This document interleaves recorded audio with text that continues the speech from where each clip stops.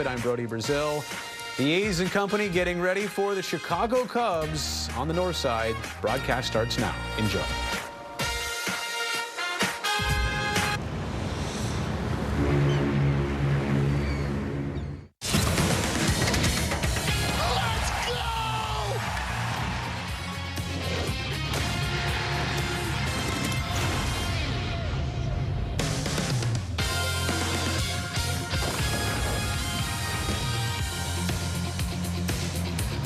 From the south side to the north side, the Athletics will play the next three interleague style against the Chicago Cubs. Same beautiful scenery and same green and gold faithful traveling around to witness what the A's can do here against the Cubs. And we welcome you up to the broadcast booth here at Wrigley Field. Jenny Kavnar, Dallas Braden, so glad you're along with us. You look at this Oakland A's lineup and what they're shaping into. We talk about the future and what we'll see. I think that's going to be one of the best 1-2 combos in all of the American League. The way that Lawrence Butler and Brent Rooker have put together such shining couple of weeks, even though that hit streak ended for Lawrence Butler, the on-base streak continues. And Jenny, I think it's about the consistency and setting the table at the top of the lineup. And when you have two guys performing the way that we have seen from Lawrence Butler and Brent Rooker, you absolutely have to be excited because it's starting first pitch of the ball game, and that's what Lawrence Butler has showed over these last few weeks, really over the time that he has spent in this leadoff spot. But when you have 1 and 2 in terms of active on-base streaks at the top of your lineup, and it's come with power, it's come with discipline, and just a combination of the quality of at-bats between these guys. So when you have a table setter and someone coming up and cleaning the table to the tune of those on-base streaks, you've got an opportunity to win ball games. And today, Mark Kotze saying, Lawrence Butler, get off your feet. You've done a lot of work, so he will not be in the starting lineup, but he is available off the bench. They're going to be facing a tough lefty today. Shota Imanaga is having quite a rookie campaign. The Japanese product coming over here and absolutely shining in Major League Baseball. Well, Jenny, I think he has taken the league by storm simply because of what he's been able to do on the mound with the fastball and the split finger fastball combination. He is wiping people out left and right. He leads all Major League rookies with 160 in a third inning, second with 159 punch-outs. 13 wins are tied for the lead. And when you talk about a guy being able to come over and dominate a league really from first pitch, it has been very special to watch. He has been everything that these Cubs have wanted. And for the Oakland A's, they did get a sample of him at spring training, so a little book on the lefty as they enter this first game against the Cubs. Well, after losing a series to the White Sox, ready to turn the page and stop that losing streak at 2 games. We'll have lineups. First pitch coming up next. Cast is brought to you by Toyota, class-leading MPG, and more hybrid models than any other brand. Toyota, let's go places. And by Speedy Oil Change and Auto Service. Full service, total trust.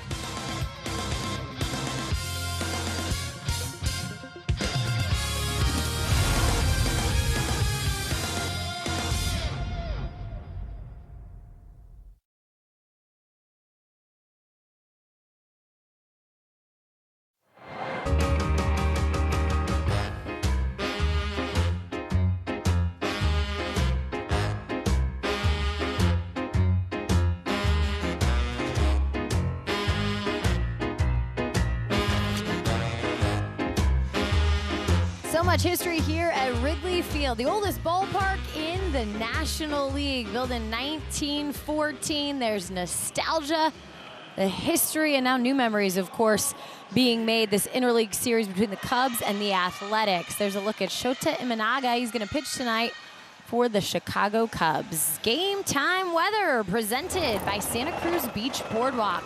The weather in Chicago continues to be absolutely perfect this September. 80 degrees, 40% humidity. And you'll see that wind could come into play in the game, maybe not for the good of the offense, but for the good of the pitching and defense blowing in from the lake. And let's take a look at the Athletics lineup here tonight. Lawrence Butler, after a 22-game hit streak, he's going to get off his feet here with Jacob Wilson leading off. Brent Rooker, the DH, continues his on-base streak at 25 games. J.J. Bleday hitting third. Shea Langeliers will clean up. Then it's Zach Geloff, Daz Cameron, Tyler Soderstrom, Tyler Nevin, and Max Schumann, heavy righty this evening. And Jacob Wilson fires off at the first pitch. It's going to land into right field and roll to that corner. Extra bases for Jacob Wilson. Go for 3 and a triple at Wrigley Field. The first time here to lead it off for Jacob Wilson. Coming out hot. How about Jay Willie wasting no time? First pitch of the ball game. That Imanaga fastball that we will get to talk a lot about, but he just goes up on the top shelf and picks it right off. And you can see as soon as this ball gets into the corner and he sees Bellinger starting to have to battle with the ivy, he is off to the races. Well, to bring up Brent Rooker. Hit his 37th homer yesterday. 5th most in the majors. You see the 301 batting average and 107 for runs batted in.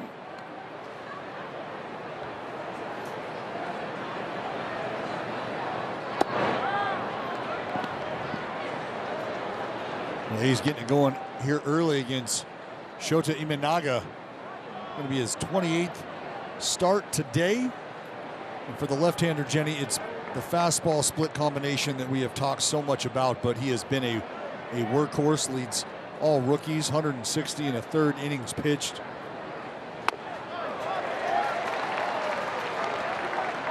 And he's got that weapon right there that has just done a number really on the league. 73 punch outs on that split coming into tonight's ball game. Brent Rooker, this one in the air, and it'll travel foul and out of play. Oh, what a catch. That's why you bring your glove to the ballpark. Got it, kid.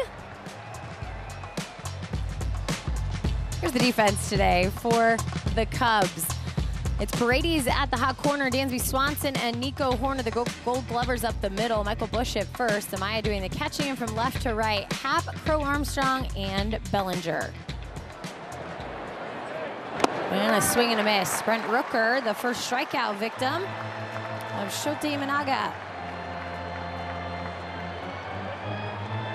Umpiring crew today, Edwin Moscoso calling balls and strikes. Vic Carapazza, the crew chief at first base. Paul Clemens at second. And Adam Hammery at third base. That was a slider that he got Rooker on.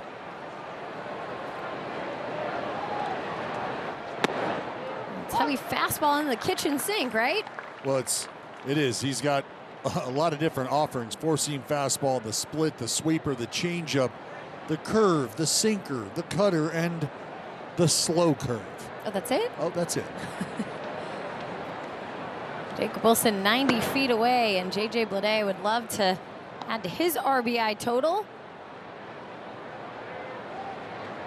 This is a place where the A's may have left some on the table on the south side. They went 0 for 8 yesterday with runners in scoring position. Got a couple home runs, but in the close one-run games they've been playing, that timely hit just not showing up yesterday.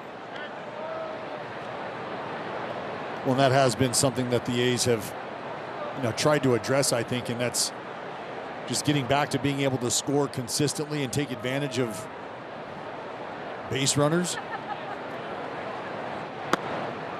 3-1 now. We've also highlighted what Lawrence Butler and Brent Rooker have done at the top of this lineup. Law Dog with a day off today.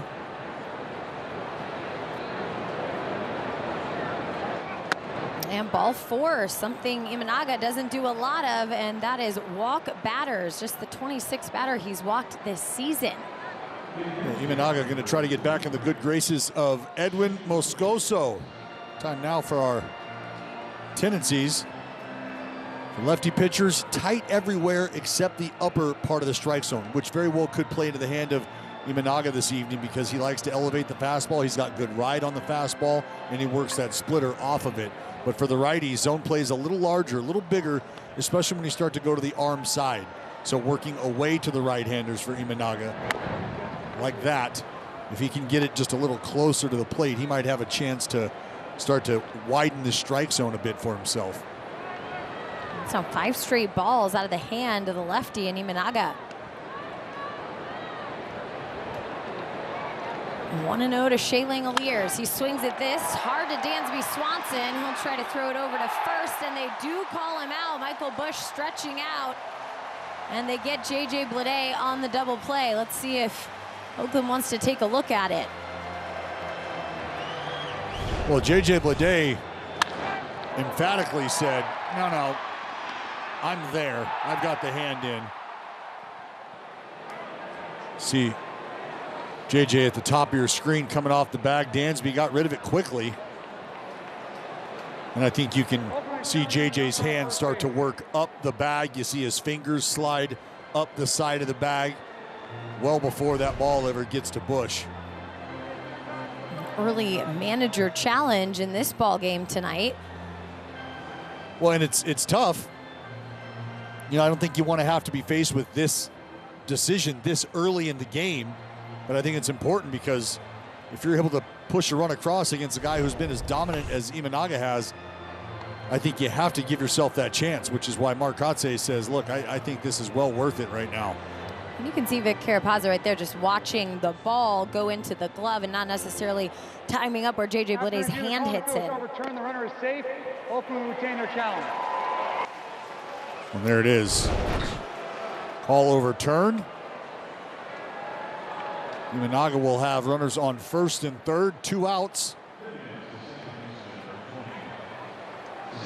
We'll bring up Zach Geloff, one of the hottest A's hitters in September.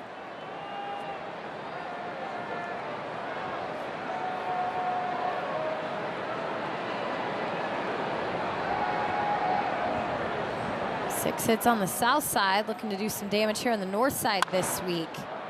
A grounder over to Paredes. He'll go the short way to second for the fielder's choice.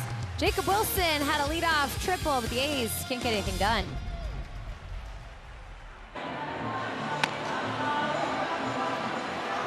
Scoreless bottom of the first, and the Cubs coming up to bat. Ian Happ leads them off. This guy's been around quite some time. In fact, the last time the A's were here, Ian Happ was the only Cub as a position player in the lineup. Dansby Swanson at second, Suzuki the DH, Cody Bellinger cleaning up, Paredes behind him, then Michael Busch, Nico Horner, PCA, Pete Crow Armstrong, and Miguel Amaya.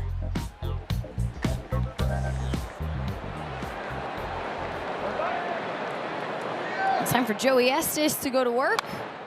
He's not able to get a run across despite having 2 early base runners, a triple and a walk. Well, both offenses deciding that they are not going to wait around, Jenny. Got a couple strike throwers out there, and Joey Estes and Imanaga. These lineups are ready to go to work.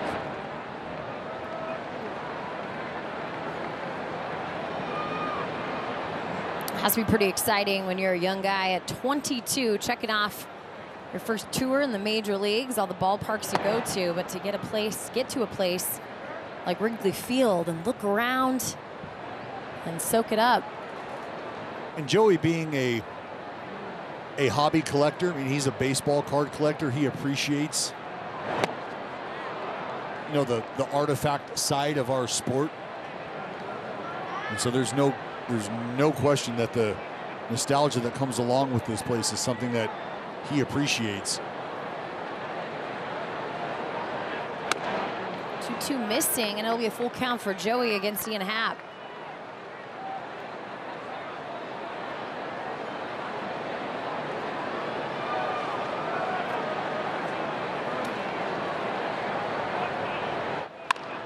Ground ball right side, high hopper to Geloff. Took a big bounce, but able to get up there and 1 out. Well, and for Joey Estes, Jenny, he is a strike thrower. And so I think against the lineup in the Cubs that have already showed here with Happ that they'll be aggressive early, he's just got to continue to dip into that mentality. And we've talked so much about it, and I think it's because it really, really matters for Joey Estes, that mental approach and where he's at. So if he can just maintain that attack mindset, this is something that I think he will really be able to continue to benefit from. But it's also just a matter of, I think, Joey getting to a point where he continues to build trust in his arsenal. Jenny, when you are a strike thrower like that, you know that you can compete, you can throw strikes. At times, I think we've seen him throw maybe too many strikes. 0-2 here to Dansby Swanson, and now 1-2.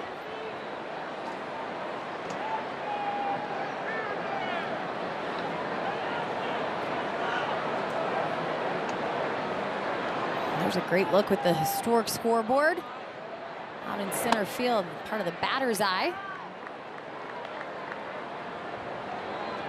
Bleacher seats, coming from work, hitting up a Monday evening game. Not a bad seat. And Dansby Swanson out towards left center field. It's going to be available for Nevin, and he makes the catch. Here's the defense behind Joey Estes tonight. Joining Nevin in the outfield, Blade is in center, Daz Cameron in right field. On the infield, Max Schumann at third, Jacob Wilson and Zach Geloff up the middle with Tyler Soderstrom at first. Shayling Lears doing the catching.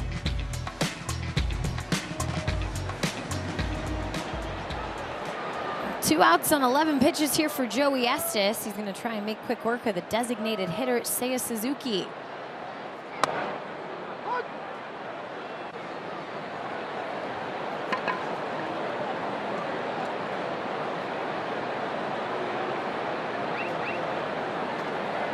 Joey with a first pitch strike to the first three batters face, now 1-1. Suzuki maybe showing a little more patience here as of late yesterday. First game this season with 3 free passes, 3 walks, first one since September of last year.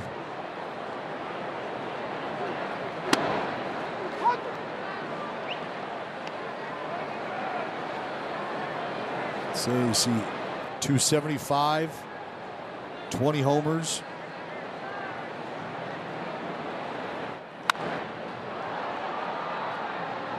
Jenny, he was a guy I watched today during batting practice, just watching his approach in the cage.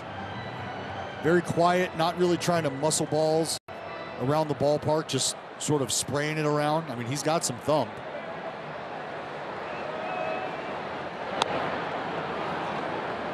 Two now. There's some thump up and down the Cubs lineup. You have a couple guys with 20 homers this season. Suzuki right at the 20 mark. Ian Happ with 23. Michael Busch joined the 20 club with a couple home runs yesterday, and then a few knocking on the door. And Cody Bellinger at 18 and Isaac Paredes with 19. Well, and we know how important it is to have guys that can power the baseball out of the ballpark. A lot of offense to account for. And that's going to get through into left field, and Seiya Suzuki on base here with the 2-out knock. And right now, Joey Estes working deep into these at-bats. Again, a strike thrower. This is 91 right down Broadway, though. Suzuki puts a good swing on it. Now with 2 outs, see if Estes can't take care of business here against Bellinger.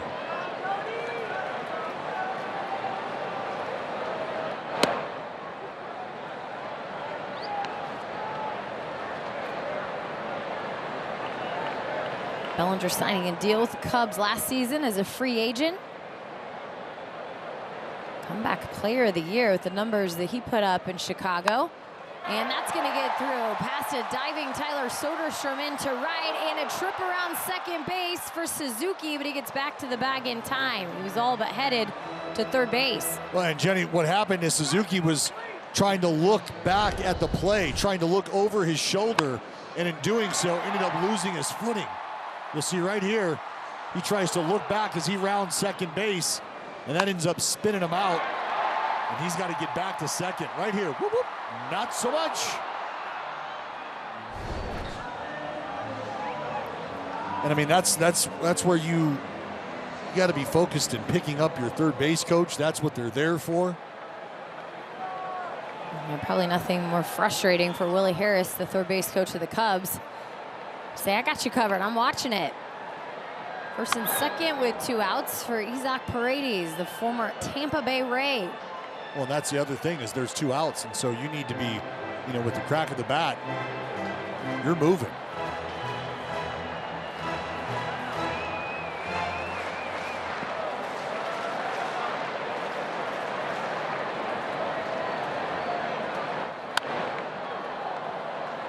Paredes traded over to Chicago on July 28th for Christopher Morel.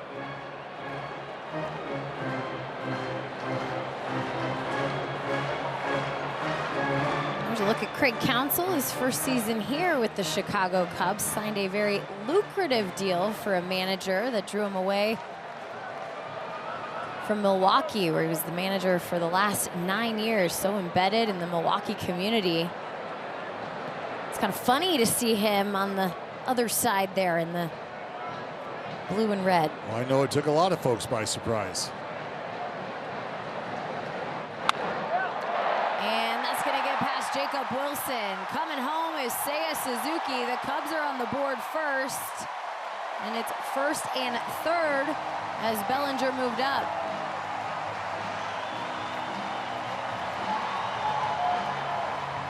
Well, I think this very well could go single E7. You can count the run. It's an RBI slider away. Paredes just kind of throwing the barrel at it. Right here, Nev coming up, but a bit of a bobble ball gets through him. That allowed Bellinger to get over to third base.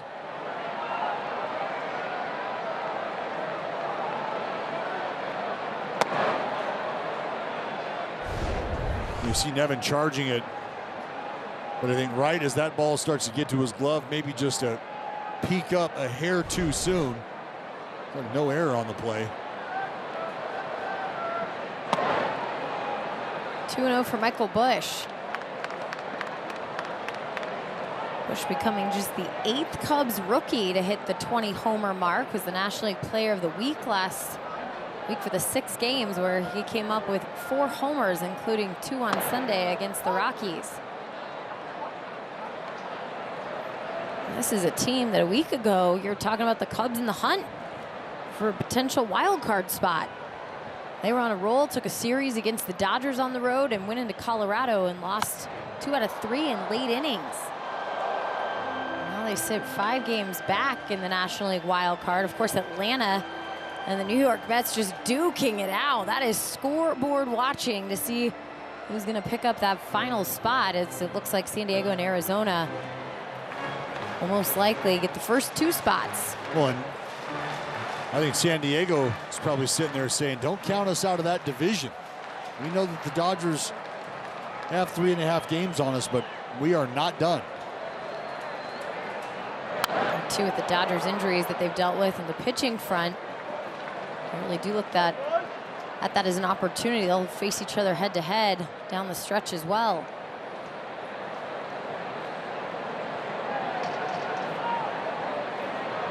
Bellinger on third, Paredes at first. Here's the 2-2 to Michael Busch.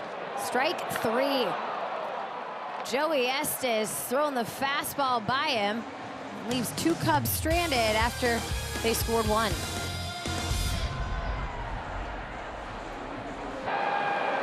Welcome back, 1-0 as we head to the second. Time now for our Nissan keys to the game. Split the difference.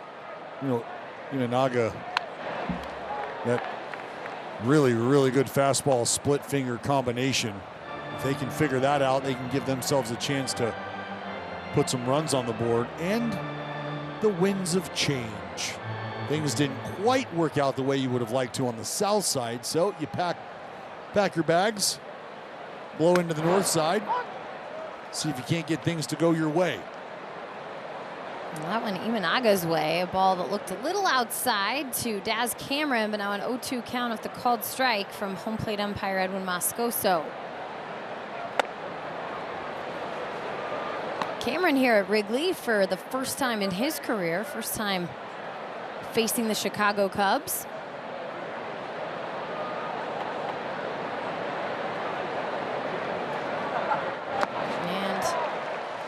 It's going to be a 2-3 as Maya throws down to Michael Busch on the strikeout. Well, this is what's so deadly for Imanaga. I mean, it's a fastball at the very top of the strike zone. And this right here looks like it's a changeup. Just bottoms out. 13 wins, tied for third. This is in the National League. That ERA, it's just a hair over 3, also third. The whip, third. I mean, he's top 10 in some pretty important categories.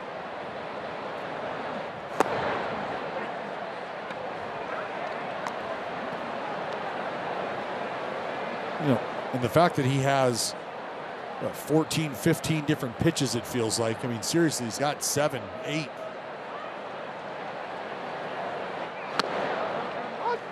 One and two for Tyler Soderstrom. So if it's a guy out there that's throwing strikes with as many different pitches as he has, think about how tough that is to predict.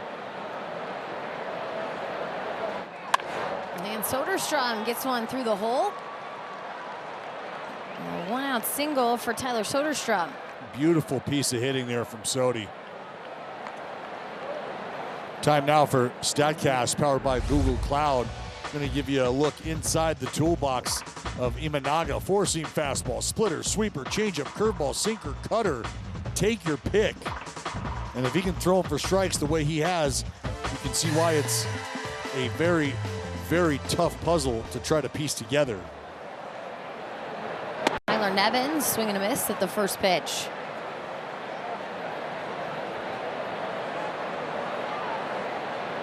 In 2000, you're just going through those numbers and you talk about the arsenal and how many pitches he has, and some of the statistics that become so impressive is the fact that he does fill the zone. He just doesn't walk guys. I know we saw one earlier to JJ Bleday, but his 1.4 walks per 9 is the best amongst rookies.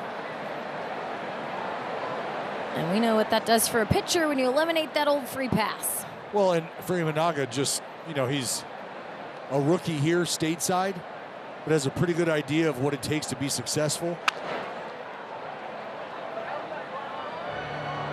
And he understands just how important it is to mix up the offerings. And the fact that he can also, you know, manipulate velocities, step on the gas a little bit, step on the brake a little bit. StatCast, powered by Google Cloud, shows us the separation in velocities on the buffet type arsenal of Imanaga. Four-seamer, 91, 92, 93. That's going to be strike 3. He goes with the splitter to Nevin, and the third strikeout for Imanaga. Well, Nevin not happy about it. You can understand why.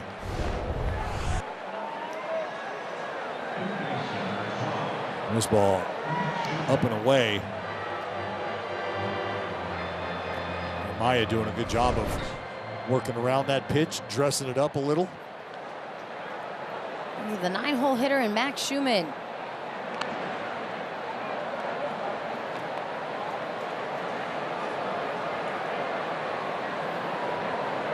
So a rookie at 31. I think that's what's interesting with the battle of the rookies tonight, and Joey Estes going. He's 22. Very different experience. This one out towards left field, and it's going to be a line drive catch for Ian Happ. A single from Soderstrom, but left on. It's 1-0 Cubs, middle of 2.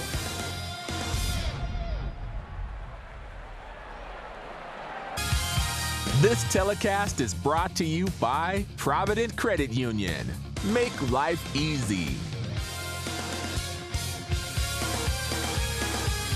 Great aerial shot here in Wrigleyville. It's the Cubs and the A's, a 1-0 lead for Chicago. Another first pitch strike for Joey Estes, so getting ahead, but got into some deep counts in the first inning, and that led to 29 pitches for him over the first frame.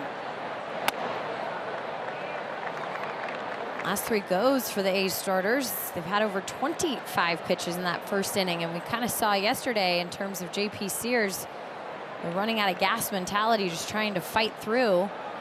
after giving up 3 runs in the first for him. For JT Ginn, it was a 27 pitch first inning and no damage in that one, although the A's eventually lost in a walk-off to the White Sox 2 games ago. Yeah, a little laborious early.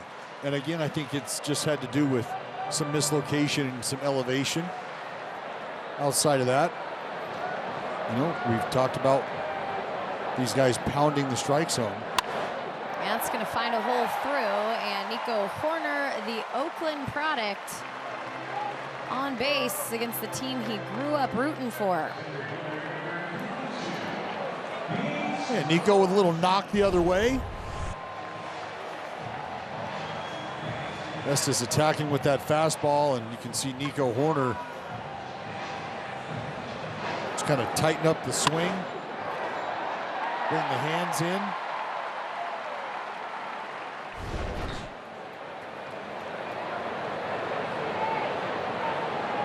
That'll bring up Pete Crow Armstrong. He's hit a home run in 2 straight games.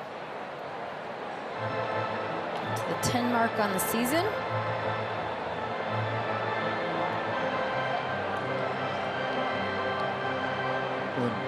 An exciting player to watch. Get him on the bases, and he likes to move around a bit. Good swing, 1-2. He can fly. 27 stolen bases, and the guy on base, and Nico Horner has 29 of those.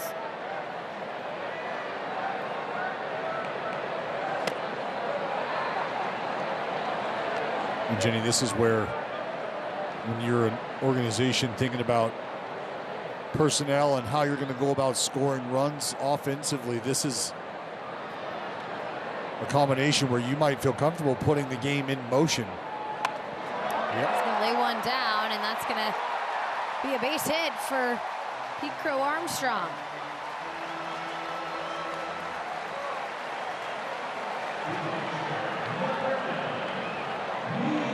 Gutsy call with 2 strikes, and he gets the job done. Well, this is just about handling the bat. I mean, he's being given the entire left side of the infield. And this is just supreme confidence in your ability to execute. And I tell you, when your teammates see that,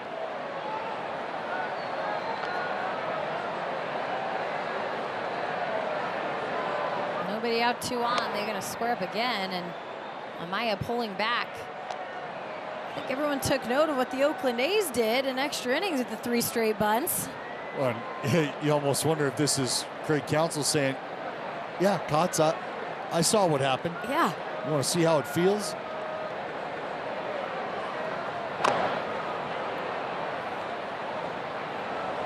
And what'll be interesting is to see if Amaya hangs in there here.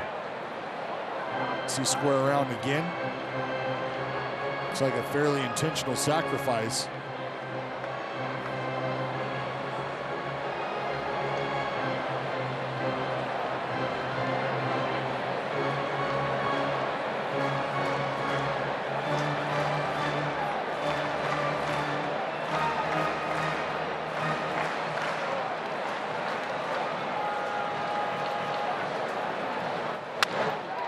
Swings away, and it's a foul ball. Well, the former teammates and now great friends, but foes tonight in game. Craig Counsell and Mark Kotz exchanging lineup cards before the game. These two got to spend some time together around the cage as well. Kotz said they'll probably catch up after the game too, depending on who's more heated. Yeah. We'll have to let it play out. I think everybody understands that.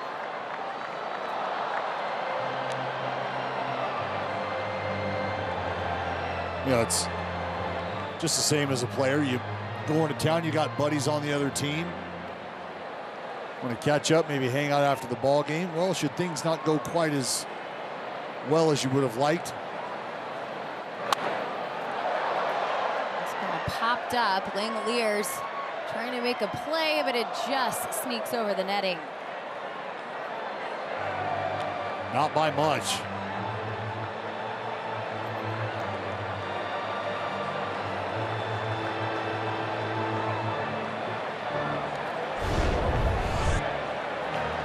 See Langalier's taking stock of where he's at. Just runs out of real estate.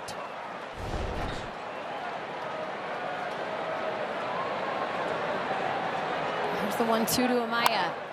That's going to sneak into right field. Here comes a runner in Horner. He'll get waved home, and it'll be first and third in a 2-0 ball game. Well, and because this ball was not hit terribly hard, just going to sort of check up out there in front of Daz Cameron.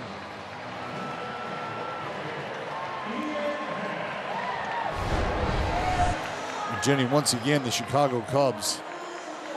You see the approach there from Amaya, something that's also known as a two-strike approach. Just very quiet with that front side, not a big leg lift, just a transfer of weight. And the Cubs with 2 strikes right now, just playing a little pepper up there. Yeah, Estes has gotten to 2 strikes, but unfortunately he's given up 5 of the 6 hits with those 2 strikes. First time through the order, 6 of the 9 have a knock, all singles. What adjustments do you think you make second time through the order? Well, again, I think early on, Jenny, it's just about trying to stay out of the middle and stay down location-wise. But once you get to 2 strikes, he would like to be able to put these guys away a little sooner than he has.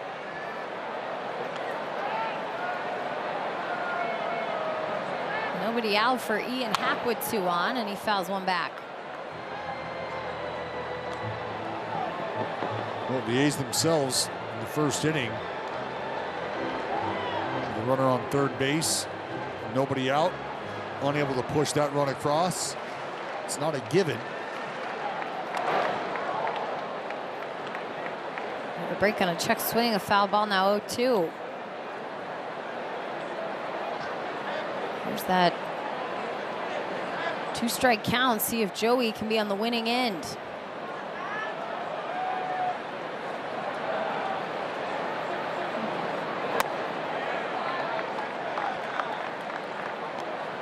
Well, 5 of the 6 knocks coming with 2 strikes, 9 0-2 counts. And you've literally been ahead of every hitter in the lineup, 0-2.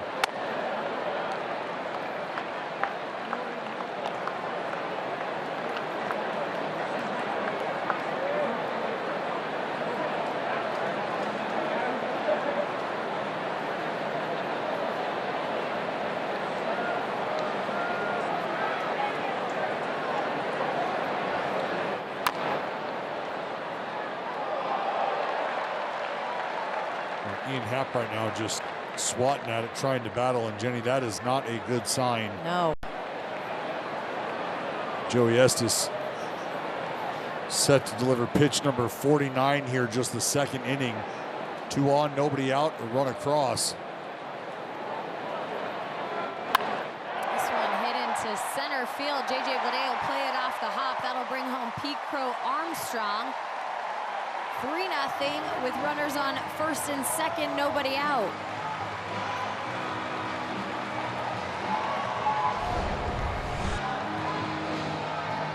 And once again, this pitch away. But the problem is it's up enough that Ian Happ able to go out, go around it, and just slap it right back up the middle. Jenny, it's one thing to be able to get ahead of the guys right now, and that's what Joey Estes has done a fabulous job of, but he's just not able to put guys away, and whether that's via strikeout or weak contact, but now 6 of the 7 hits with 2 strikes. This will be a very frustrating feeling for Joey. Yet another strike getting ahead here of Dansby Swanson.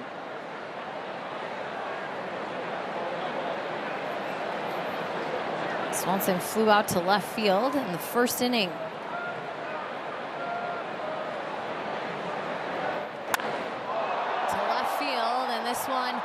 carry a little further than last time. Feeling for the ivy is Nevin. He jumps up, but it's in the basket.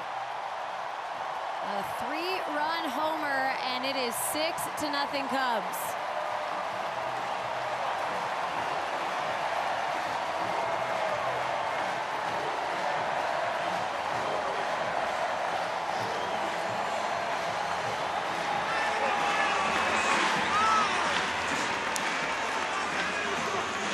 Well, this one looked fairly similar to the ball that Dansby hit back in the first inning.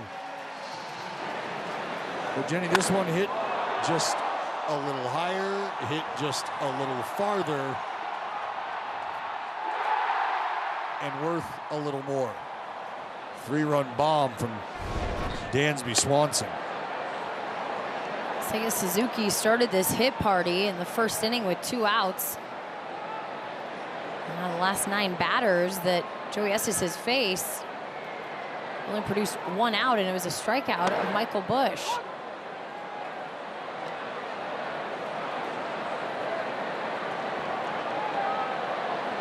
We go back to August 20th. You can look at some teams who are going to make their way to the postseason. Cubs more runs than anybody.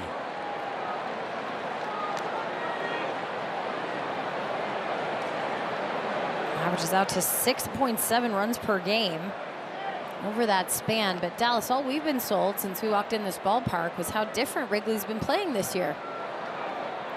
Ball's been staying in, not a lot of offense. This team scores way less at home than they do on the road. In fact, the total runs per game are way down. I'm not sure I'm buying that at this moment. Well, it's not what you're seeing right now anyway.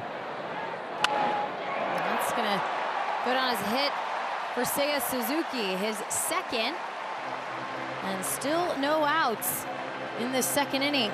Well, this is now 6 straight hits here for the Chicago Cubs. Looks like Mark Kotsay making his way out right now.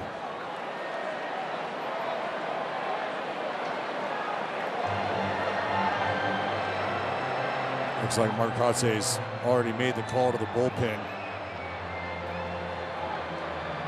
But when it's time for a change, think Speedy Oil Change and Auto Service, your trusted oil change, tune-up, and repair experts.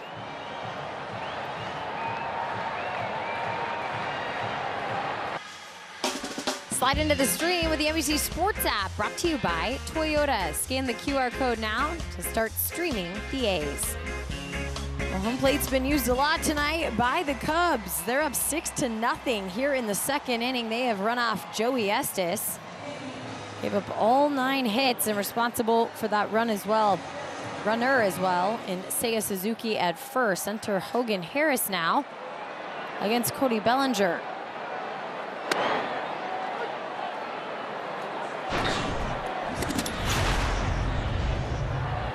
Well, Mark Kotsay is going to turn things over to the left-hander Hogan Harris.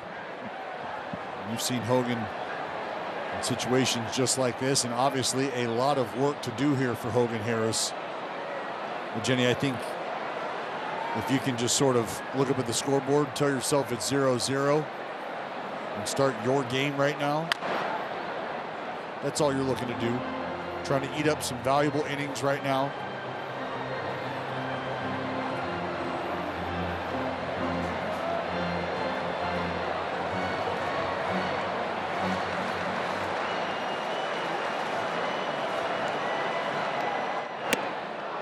Swing and a miss from Bellinger, so that's a good way for Hogan Harris to start. He gets the first out, and it comes in strikeout fashion. Well, he broke him down. I mean, you can see Bellinger trying to wait this curveball out, just never gets there. And it's that pitch that has been a moneymaker here for Hogan Harris.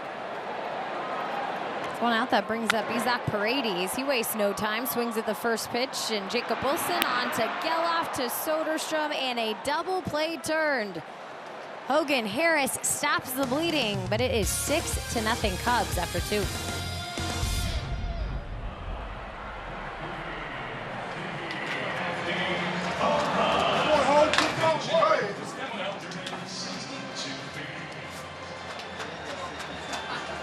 corner. You can cheer on your green and gold for the very last time in Oakland when we take on the Rangers for our final series. Get your tickets at athletics.com/tickets. Back to the top of the order for the A's here. Jacob Wilson up. Had a triple to lead off the game. Took the first pitch from Shota Imanaga, sent it to that right field corner. Got all the way to third, but was left hanging out there. That triple, Dallas, just the 4th ever triple by an Athletic here at Wrigley.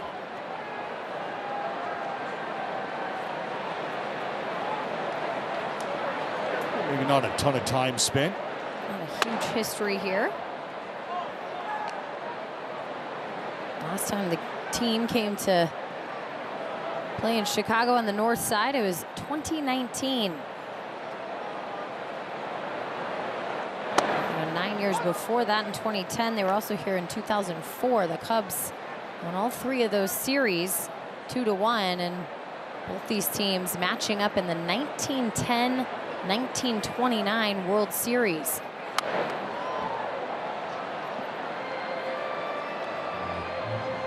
A's were doing work back then.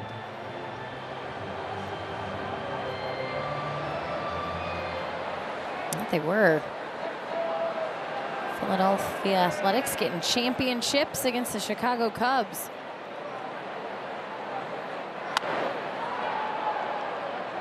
Well, a little bit of a different count here for Jacob Wilson. Yeah, he's seeing some pitches here, which is nice. I think Jay Willie says, hey, armband popped off. Let's roll. It's something you like to see out of a guy who has shown to be aggressive. And the payoff pitch missing. Multiple walks for Shota Imanaga here against the Athletics, and hopefully the leadoff one will help these A's try and find their footing. Well, how about Imanaga before the ball game? I always like to watch guys go about their business and how they prepare their office, if you will.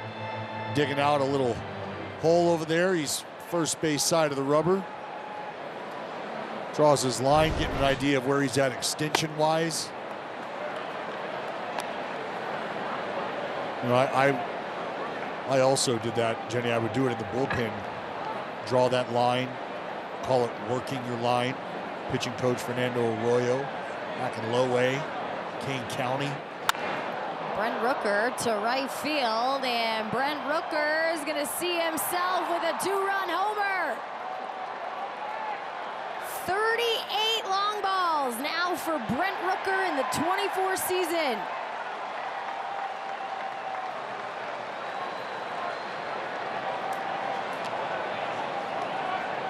Well, and the fans out in right field understand just how important these homers are for Brent Rooker. They gave it back.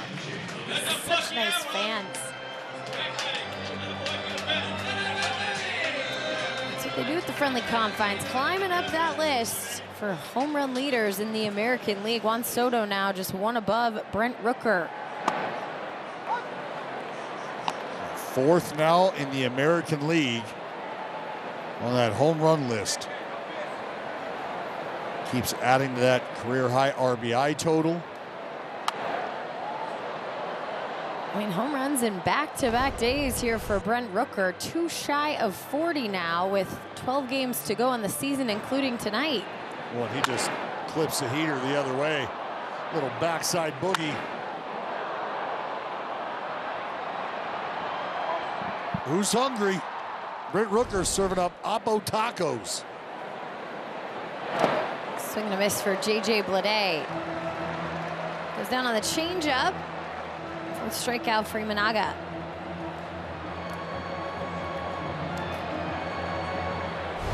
Not a bad job by Imanaga to bounce back after the Brent Rooker long ball. Let Rook cook. 26 straight games reaching base safely for Brent Rooker. That leads Major League Baseball in terms of active streaks.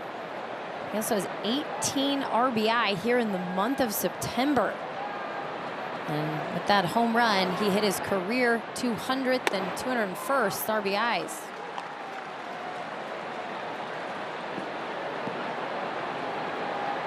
Shea, no stranger to the long ball, came off the bench yesterday and said, yeah, we'll get some work in before we get out of here. Pinch hit homer for Shea Langoliers. 26 for the catcher now.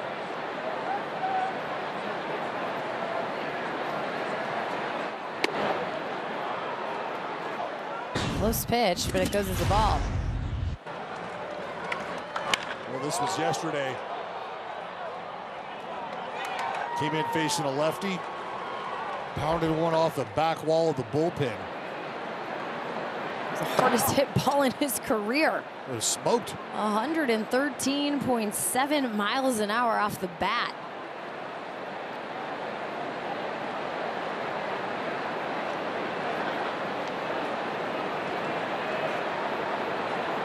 Got the A's back into the game against the White Sox, but unfortunately too little too late. They lost 4-3 in a close one-run game, and he strikes out here in the third.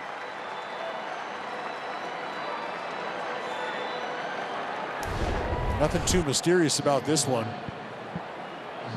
92 center cut, knee high. Just not the pitch that Langoliers was looking for.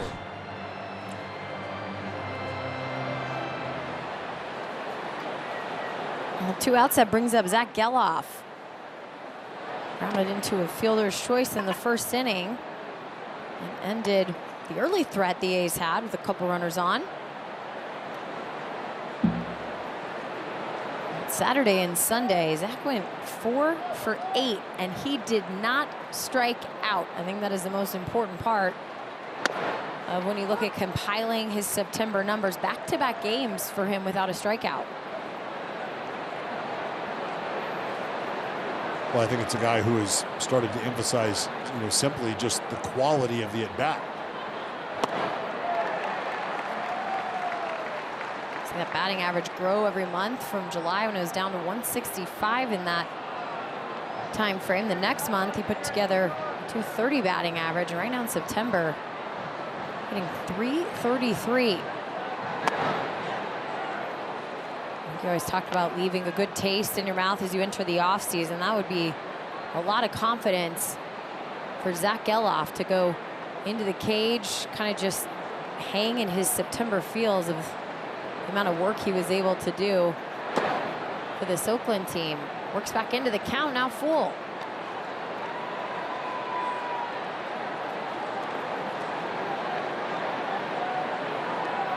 As Cameron waiting on deck.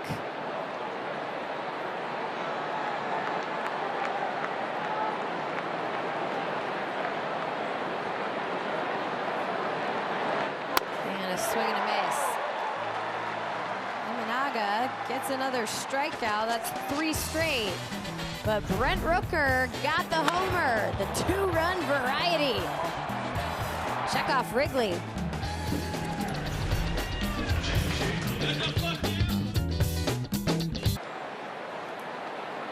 Six to 2, Oakland getting on the board off a Brent Rooker homer. Cuts the Cubs lead to 4, and a called strike to Michael Busch. Hogan Harris came in after Joey Estes struggled into the second inning.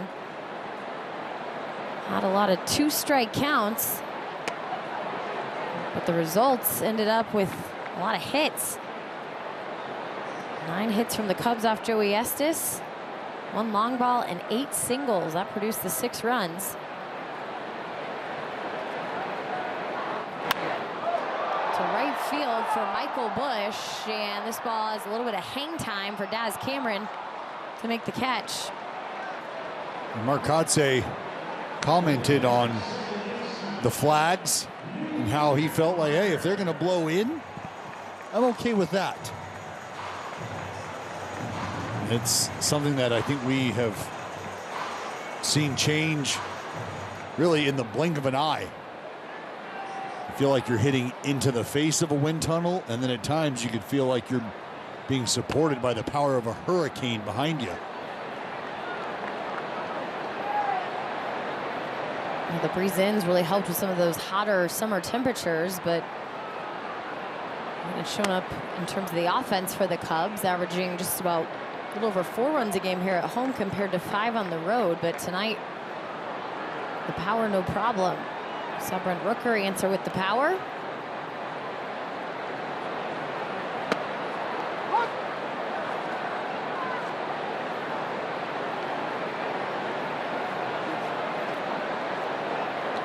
Never got to face the team that you grew up watching because, well, you played for them.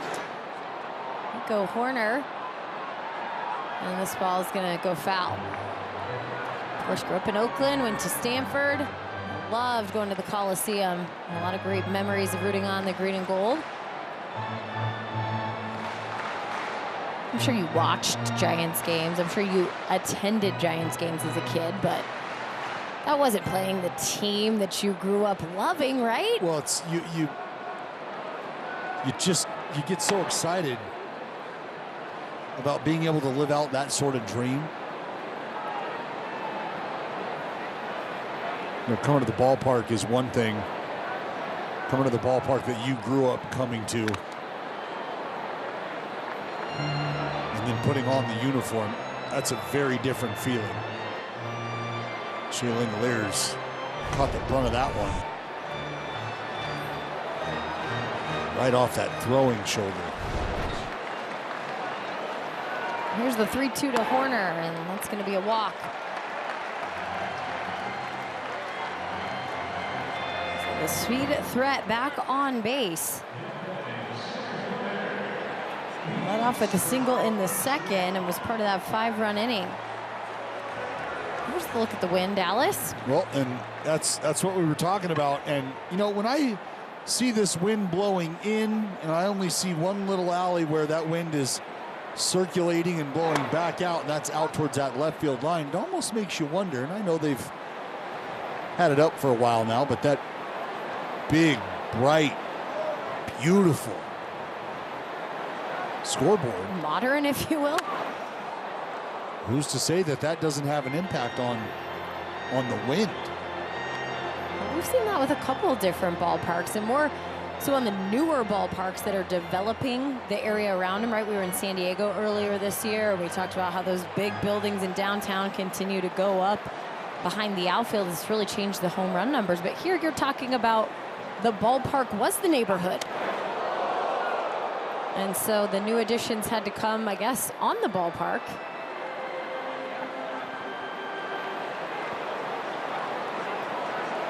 And the potential effects there.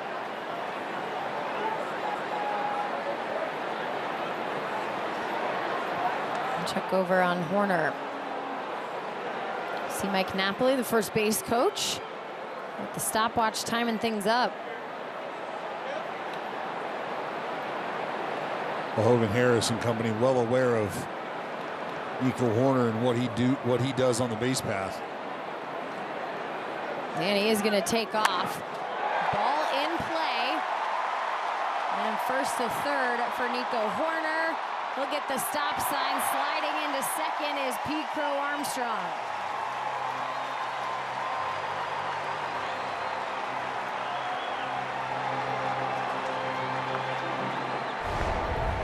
Well, and for the second time in as many innings, Nico Horner has found his way on base, and Pete Crow Armstrong has followed right behind him. And I mentioned how with these two at the top of the lineup and their speed, Craig Counsell unafraid to put the game in motion. If you've got the confidence that guys can put the ball in play, then you're not too worried about putting the game in motion. And for this reason right here. 56 combined stolen bases, sitting at second and third right now. That's the speed factor. This one into left field. A run's going to come home, possibly two. Stop sign given for Pete Crow Armstrong as the throw's cut off by Max Schumann. 7-2 Cubs. And we saw it early in the ball game, and we're seeing it again, the aggressiveness of this Cubs lineup. It's like a little slider, a little cutter. Whatever it was, just stayed up, stayed hittable.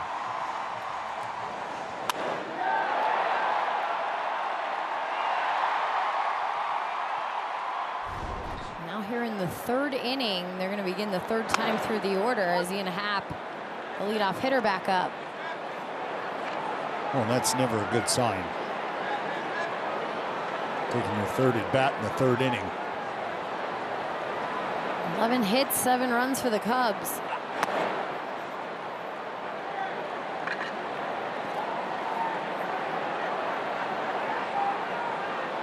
Hogan Harris last pitched 2 days ago. It was Saturday night against the White Sox. Came in and unfortunately gave up the walk-off winner. Yeah, did not record an out. But Jenny, remember, this is a guy in Hogan Harris who, towards the end of July, moved out of the starting rotation. This one should be playable for Soderstrom. He makes the catch in foul territory, 2 gone. And really the move, I think, may have caught some folks by surprise a bit. It was a great outing, his last start. That was against Houston. Pitched into the 7th inning. 6 2/3 of shutout baseball, but as I said, was sent down, and then upon his arrival, and that was at the end of last month, his role changed coming out of the bullpen. But I think overall has thrown the ball well in that role. 6 appearances, ERA under 2, 1.86 coming into tonight.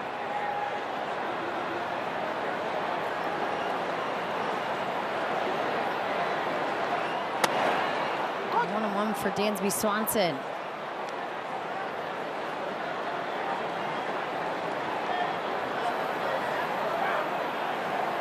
Dansby used that little alleyway of air going down the left field line that you showed earlier to squeak a homer. It has to be a frustrating feeling for an outfielder, especially here when you're tracking, you're feeling for the ivy. There's kind of some different nuances about the outfield to deal with in left field and in right field. And for Nevin, got all the way back, you go to reach up, and then it's in the basket that's sitting right above your head.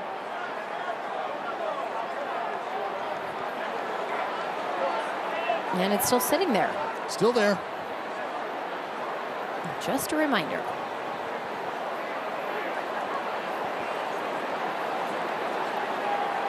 I think it'd be a pretty cool visual if over the years you were able to just kind of let those balls reside and stay. You have a nice white line out there, probably.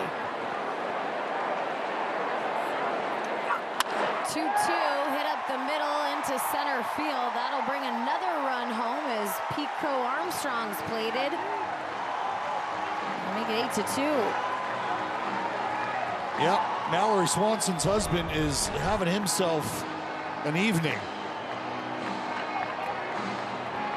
Dansby launched the homer back in the 2nd. Here he is again in the 3rd inning. Another knock.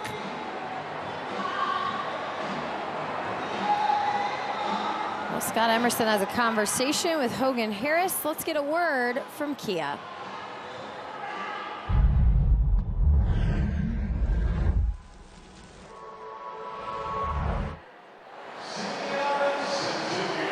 Well, you brought up the great Mallory Pugh. You don't have to ask Dansby who the better athlete is in the family. It's a no-duh answer.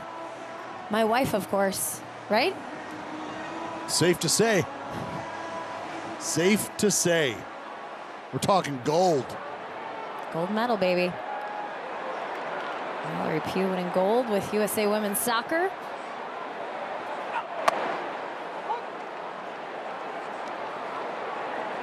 And there's a look at Brandon Belak. So he'll get some action in this ball game. We're just in the 3rd inning.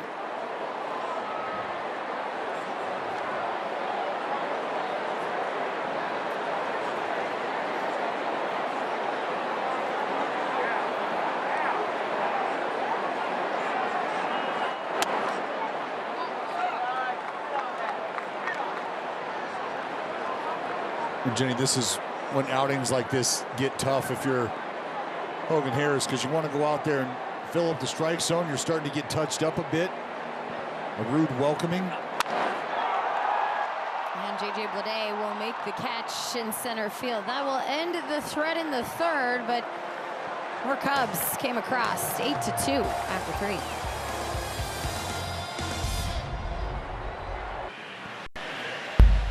Suit up with MLBshop.com. You can check out the largest selection of official jerseys, caps, t-shirts, collectibles, and more. You can gear up with your athletics at MLBshop.com. They are packed out in the bleachers. Oh, yeah. Rooftop. They got it popping. Outside to Daz Cameron. Well, yeah, tough day at the yard. Well, that's my good friend Stephen Douglas. And Dougie Fresh, as he is affectionately known, is, I think it's fair to say, maybe not the most excited A's fan in the building. He didn't look like a smile was going to emerge anytime soon. No, Dougie Fresh, not too happy. Well, his team trailing by 6 here, and a called strike to Daz Cameron. That makes it a 1-2. Well, Road Trip Mike. checking off another road game for Road Trip Mike. We're winding down. There's 2 more here in Chicago, 3 in Seattle. Cameron strikes out. It's 4 straight strikeouts for Shota Imanaga. Well, he's starting to pick it up, and that is not a good sign. Jenny, it just feels like once you start to get on a roll, you start to get in a routine of punching people out. You start to hunt the punch out.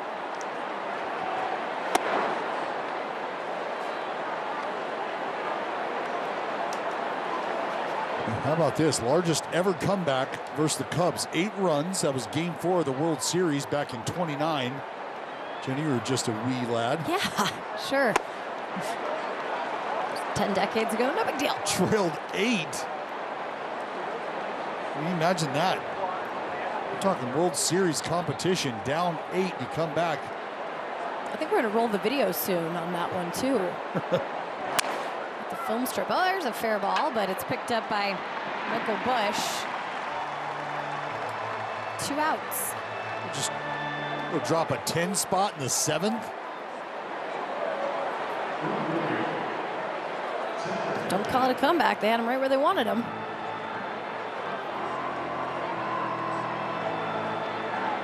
So I haven't been keeping a tally on Road Trip Mike, like I haven't done attendance at all the road games.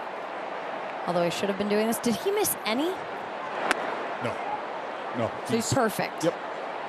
There wasn't like a travel snafu that he missed game 1 of a series. No, quite the contrary. Indeed, he has, in the face of many traveling hurdles, he has cleared them all successfully and found his way to the ballpark in time to see his A's play.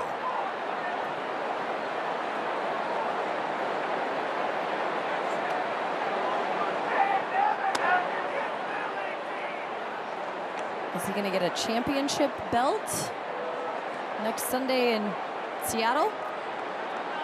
What's the prize for all 81 road games? The memories. A photo book? Something like that. A lot of gas station candy? Well, I will give him a high 5. Perfect. As he deserves. Loyal Road Trip Mike. Walk for Tyler Nevin. 3 walks by Imanaga tonight.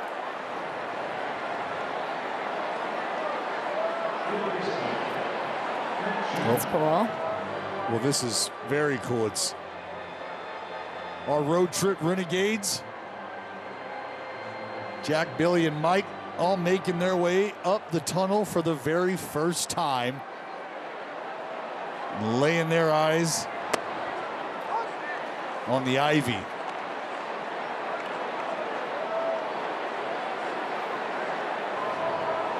And security guards going, hey, I'm gonna need to see a pass here. Oh, are you Road Trip Mike? We've been waiting for you.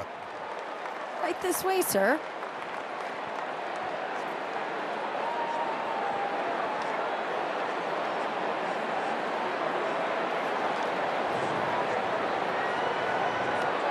Schuman's going to take his timeout with the 0-2 count. Well, 3 walks for Imanaga ties a career high this year. Did it one other time back in May at Atlanta. So the first time he's issued 3 base runners with a free pass here at Wrigley. And a swing and a miss. Schuman got a little piece of it actually in the foul tip. Another strikeout for Imanaga.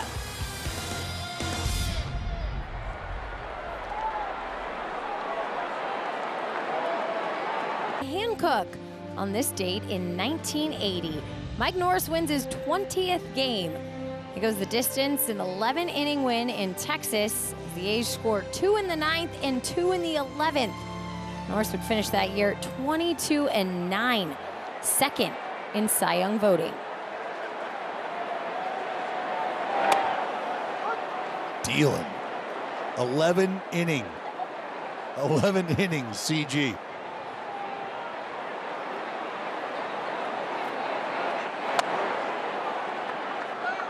I mean, this is the era where you had complete games.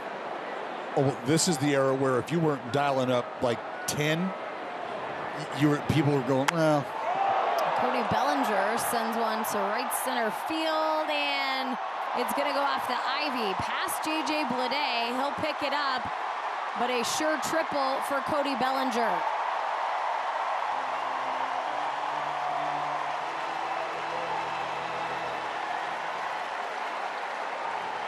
Well, Belly gave it a ride, and off the bat, I think J.J. Bleday thought he might have had a shot at this. But this ball just kept sailing into the night sky. You can see J.J. tracking it and realizes he's got to pull up. Ivy gobbles it up, and Bellinger is off to the races. Into third easily. Second triple for Belly here this year. He's at 22 in his career.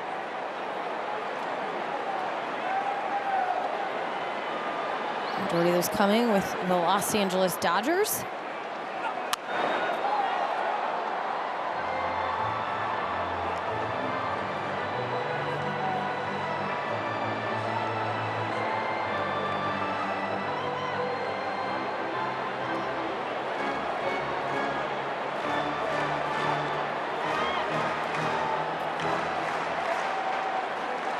Here's the 0-2 to Paredes, and it stays in front of Shea Langoliers. Well, Jenny, I got to be honest right now. Just starting to think about that Cy Young race back in 1980. And I got a couple friends. Paredes into left, and home comes Cody Bellinger for the 9th run tonight for the Cubs. Cubbies offense pouring it on right now. Jenny, I'm thinking about that Cy Young race, and like I said, I got a couple friends who've been known to, theoretically knock on the door of some of these MVP winners, these Cy Young winners, and say, hey, I think you've got somebody's trophy. And I think Steve Stone has Mike Norris's trophy. And we just saw Stone, he didn't say anything. Well, ERA that year, 3.23, 25-7. Stoney went, and you start to look at the first place votes. Well, 13 first place votes for Stoney, 13 first place votes for Mike Norris. Problem is, there was a few voters that left Norris off the ballot completely, Jenny. 3 voters didn't even vote for him? Like, nah, sorry. Like, you look at those numbers, you're like, nah. Hard pass. Yeah, like. I could write 5-6 names down, hard pass. You don't want the guy who made 33 starts and threw up a 2.5 ERA? That didn't do anything for you? How about the 284 to third innings for Mike Norris? Nothing? I mean, it's not even close. Out of everybody that received Cy Young votes that year, Jenny, the best whip. And it really wasn't even close. And a strikeout for Michael Busch.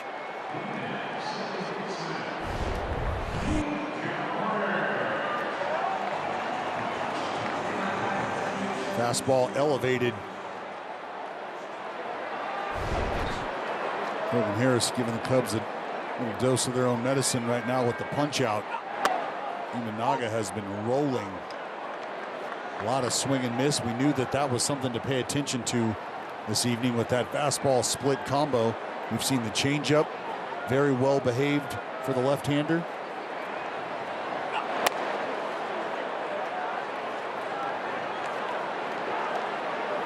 The Athletics have struck out 8 times against Imanaga. He does have 10 on the season. This is high. This popped up, drifting foul, and the catch made by Tyler Soderstrom.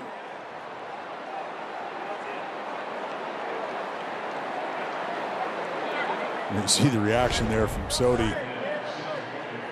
Got to get over there, get to the rail.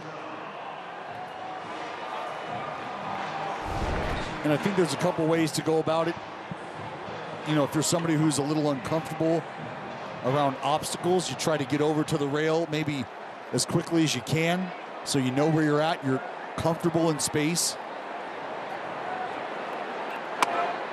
And I think there's also an approach that tells you, you know, you can slowly start to work your way over to this ball as it's going to be coming down. You know the flight path of the ball. It's going to be working its way back to you.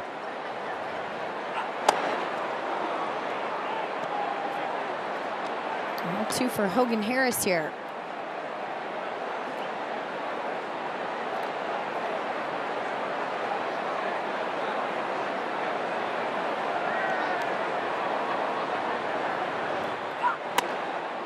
Strike 3.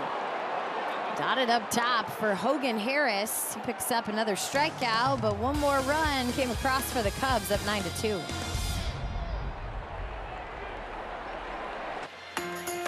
The last Sunday home game is almost here, which means it's the last time your kids are invited to the ballpark for free. Kids cheer free on Sunday, September 22nd, when we go head-to-head with the Yankees. You can stay after the race around the bases on the same field as your favorite A's players.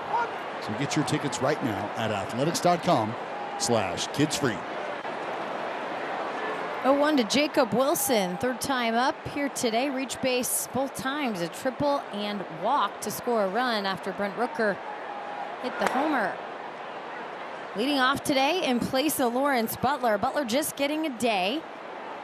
No need to worry on him after his 22-game hit streak ended yesterday. Of course, Lawrence missed the first game of this road trip in Houston, dealing with a stomach bug. They're just kind of giving him some extra rest.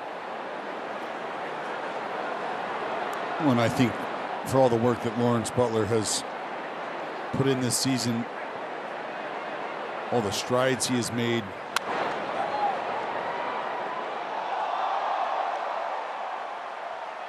So we had a good snag.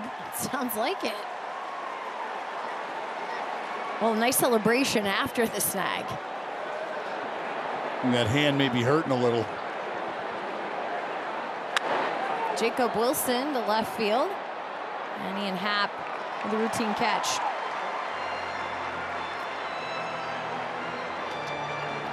Well, I think we got a bare hand play here. Check it right in the middle. Get up. Oh, I got it. How about that? The folks behind him very appreciative. Well done, sir. High five. That was absolutely going to be a fractured orbital. Some great reaction time. Good work. And a nice citizen up there helping the people.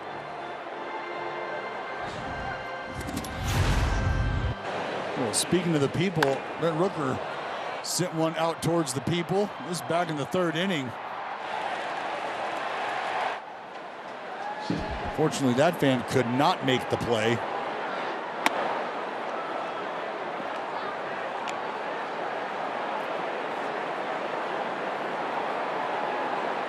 Three of his 38 homers coming away from the Coliseum. It's the third most road homers in the game.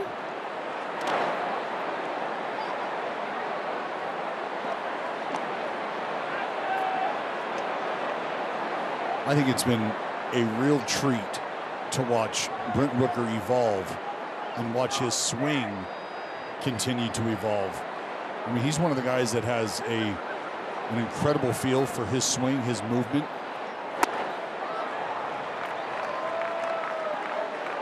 And much like we see young pitchers, Jenny, and we talk about their misses and sometimes the non-competitive pitches that are nowhere near the zone that don't serve a purpose. That's going to get up the middle past a diving Nico Horner, and Brent Rooker with a multi-hit night. Well, I think you see Brent Rooker and you see hitters, but Brent Rooker specifically this year has done a significantly better job of picking out pitches to offer at that are close, pitches that he can do damage with, even though they might not be strikes per se.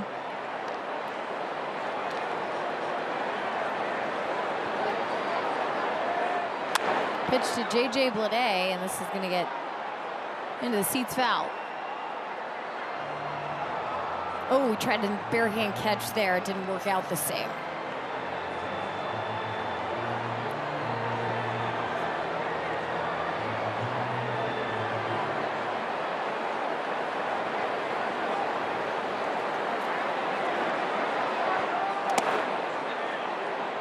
JJ with a 20 homer season, and now you have 4 Athletics in that mark. Jordan Rooker, Shailene Alliers, and Lawrence Butler. Geloff would like to join that crowd.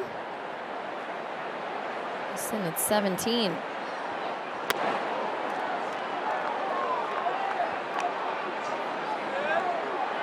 Well, I don't want to say it's a shoe-in for Brent Rooker to get to 40 home runs, but mathematically, and his homers per game, especially here in the late months of August and September, I feel like we're going over the mark. Do you? Sure do. Okay. Again, not to jump the gun. No, but hey, look, the power of positive thinking.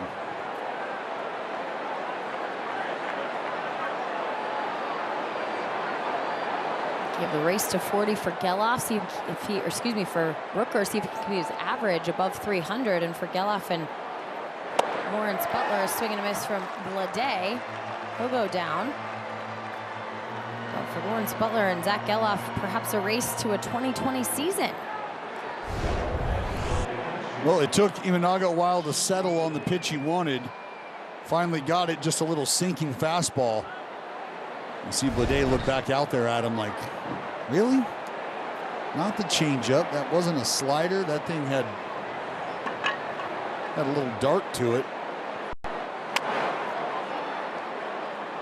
9th strikeout for Imanaga. Well, and Jenny, he may be going to the sinker here early in these at-bats just to try to see if he can't get some early contact and try to buy himself another inning or two worth of work. But pitch number 82 on its way for Imanaga. 9 strikeouts on the night.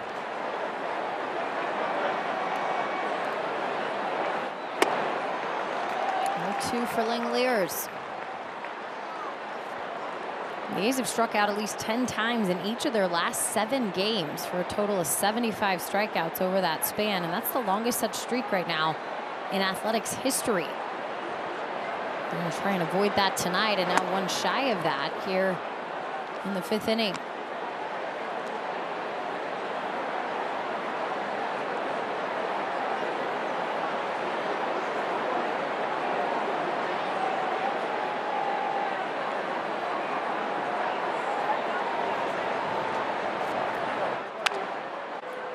Trying to sneak it through on the right side, but it's going to be an easy play for Nico Horner on the ground ball out. 1 left on as we move to the bottom of the 5th. Cubs up by 7.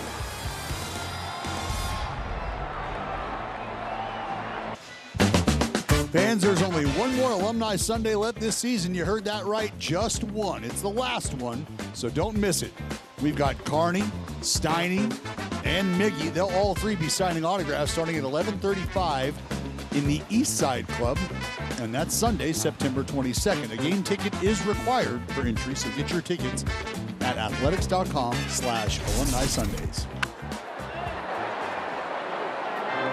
Brandon Belak in the game now, and when it's time for a change, think Speedy Oil Change and Auto Service, your trusted oil change tune-up and repair experts.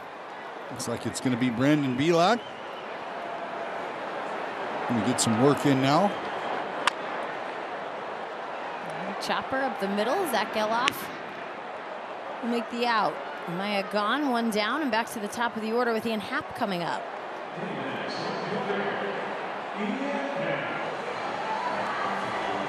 First action for Belak here on the road trip. Last pitch on the 8th of September against Detroit at home. Got to talk to him a little bit during the Houston trip. Started out this 9-gamer there, and obviously spending a lot of time with the Astros. You know, he said it's so weird. I've all my best friends over there. Yeah.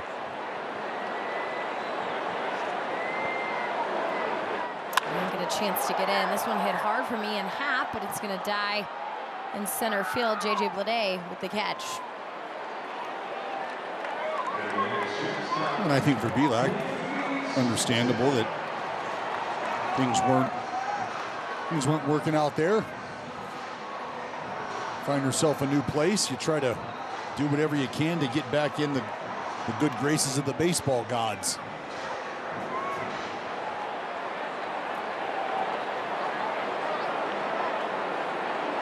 And now facing Dansby Swanson, 2 for 3. Dansby with a 4 RBI night.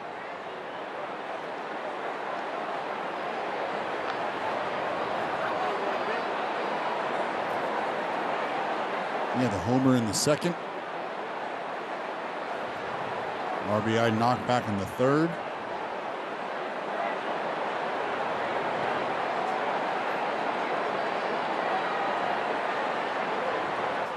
Ties a season high for Dansby. Well, and it was a rainmaker. A slider elevated right in the heart of the strike zone. Dumped it right into the basket. Here's a grounder to short. Jacob Wilson will scoop it up. 3 up, 3 down. The first 1, 2, 3 inning on either side tonight.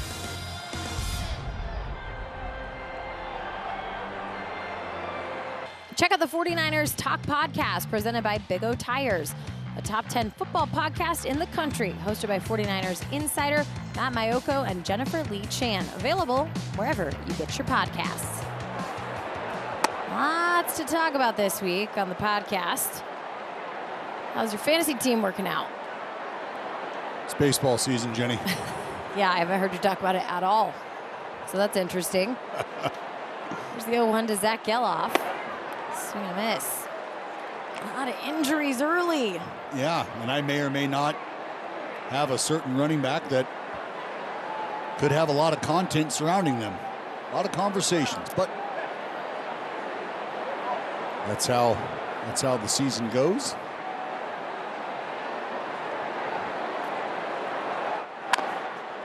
On the ground, it's going to be foul on the third base side.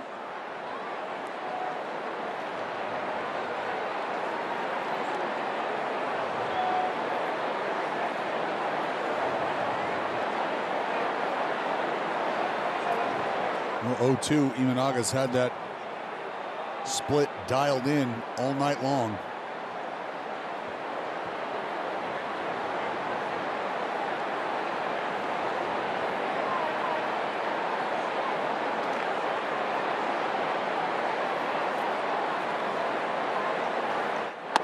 And Zach Geloff will be strikeout number 10. So that ties a season high for Imanaga. He's already made some history here in the 2024 season. A combined no-hitter. The first time that's happened at Wrigley since 1972, and he did it against the Buccos.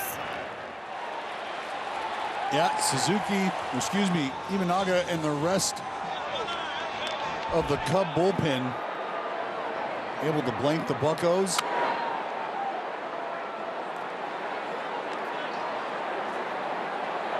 I guess the offense was working at Wrigley that day because the Cubs had 17 hits. And the Pirates unable to muster one. 18th no-hitter in franchise history. It was a 12-0 win.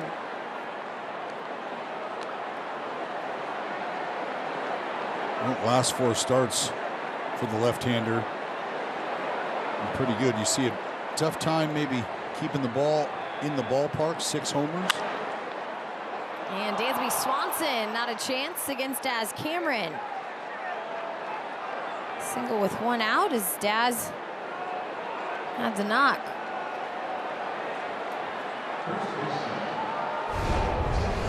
When this hit comes after a changeup that was just off the plate, did not go for a strike. Imanaga right back to it. Looks like Dansby just not able to get that glove down in time.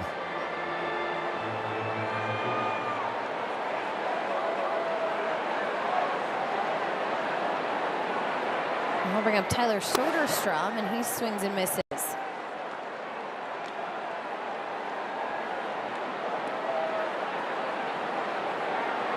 think the best part when you talk about that combined no-hitter is Imanaga threw his interpreter after the game, said Craig Counsell came up with like a very worrisome, concerned look on his face in the dugout. Finally clicked for him what was going on, and they have to go to the bullpen. And then you have some guys coming in from the bullpen, including Nate Pearson. He didn't even know what was happening. He didn't know the no-hitter was going on. Maybe ignorance is bliss in those moments. Sure.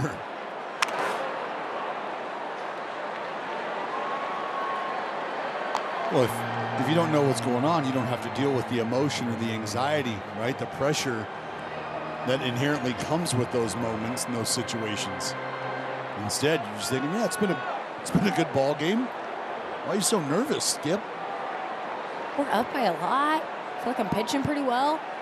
And a swing and miss from Soderstrom. Make it 11 for Imanaga, and that is now a career high.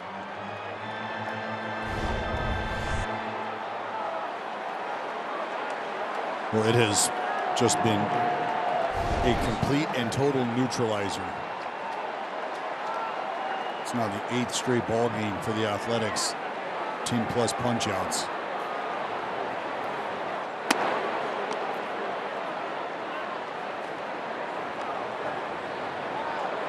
Jenny, the domination is something that Imanaga has really kind of come out of the gate with.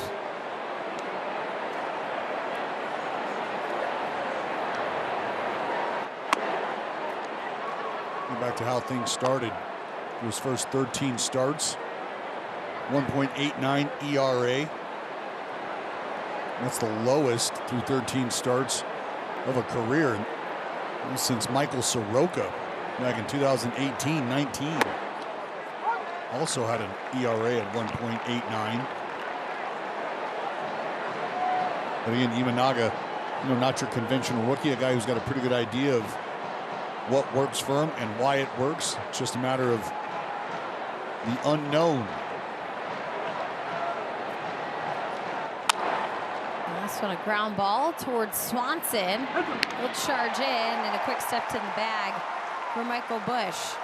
That'll be the final out. Looks like it'll probably be it for Shota Imanaga, and if it is, 11 punch-outs on the night.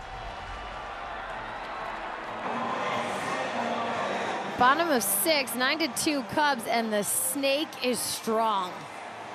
We're getting moving, there. Moving. We are getting there. But that fan right in the middle, she's what I would call pot committed at this point.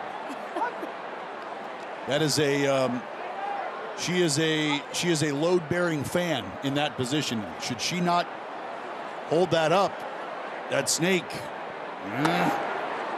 What are the rules out there in center field? Can you trade out with somebody? Because she's looking like this workout might not be for her. Yeah, she's looking for a little help. If anybody would be more than willing, He's going to commit. Let's see if they trade out. I mean, I need to know the rules of the game here. I feel like once you're in, you should be in. That's what you would think. We'll check back in. 3-1 to Seiya Suzuki.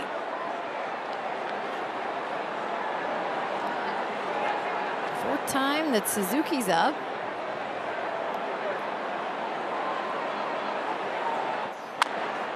That's a chopper over towards Schumann. A long throw coming. On the first out.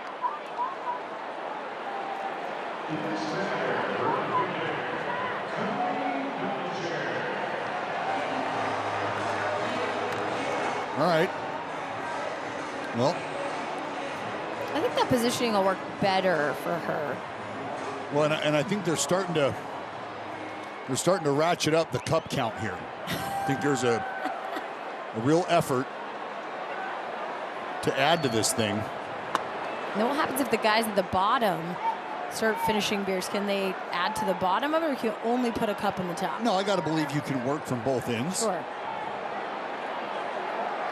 Again, I don't have the rule book handy, but I believe that's street legal.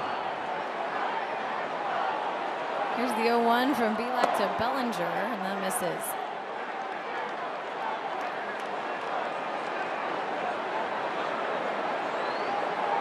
Cody Bellinger's dad, Clay, of course, a major leaguer himself, and when you take a look at the father-son duo, they have very similar numbers against the Oakland Athletics. Coming into tonight, they both face Oakland in 11 ball games.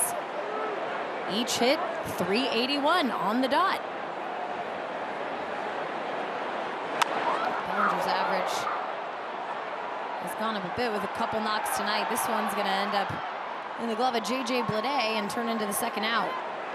381 on the dot for father and son against the same club. Isn't that crazy? It is. That's got shades of Crush Davis 247. Well, from the research that we've been able to put together here, the Crack research team. The birth of the cup snake, 1969. Really? Yeah. That's surprising. Yep. And right here. Deep history here. Right here at Wrigley. So I think you can understand why in some places the cup snake might be frowned upon. Some folks might ask you to put that cup snake back in the cage. Not here. That cup snake is free to slither about the cabin. That's right. That's right. They don't want the garden snake either. They're looking for the big boa constrictor type snake. The large one. Keep him moving.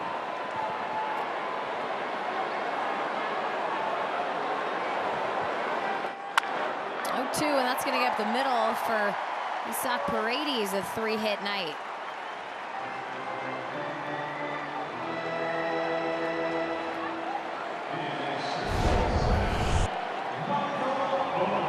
Paredes, you see him just start with that open stance, close it off, get the foot down, and just wait.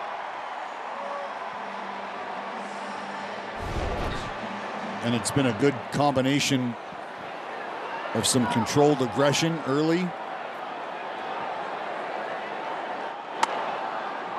I think as these Cubs hitters have been able to create this little gap here, you started to see them, I think, focus on trying to hit strikes. Not seeing them fish as much. 6 of the 9 Cubs with multi-hit evenings, and Isaac Paredes the first to a 3-hit one. 0 for 3 for Michael Busch, though. A couple of strikeouts for the rookie.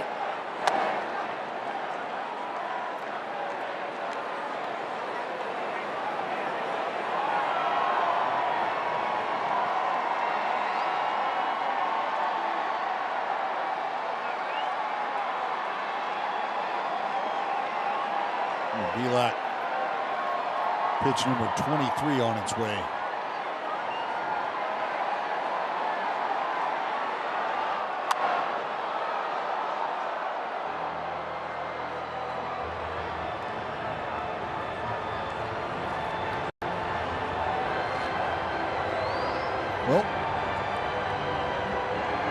Right-hander Trey Winginter starting to loosen up now.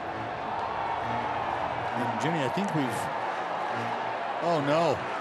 Oh, no. Oh, and you know, I'm not a big fan of the security guard who's enjoying what they have just taken away.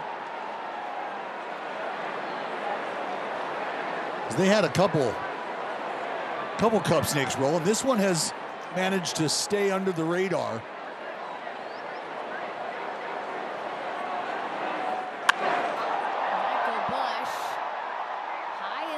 Center field, and J.J. Bleday will make the catch.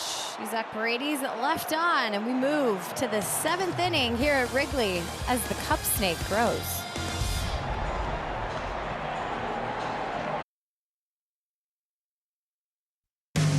This copyrighted telecast is presented by authority of the Oakland Athletics and may not be reproduced or retransmitted in any form, and the accounts and descriptions of this game may not be disseminated without the express written consent of the Athletics Investment Group, LLC. What an outing for Shota Imanaga tonight for the Chicago Cubs. They turn it over to the bullpen. And when it's time for a change, think Speedy Oil Change and Auto Service, your trusted oil change, tune-up, and repair experts. Trey Winginter on now for the Cubs. Big right-hander.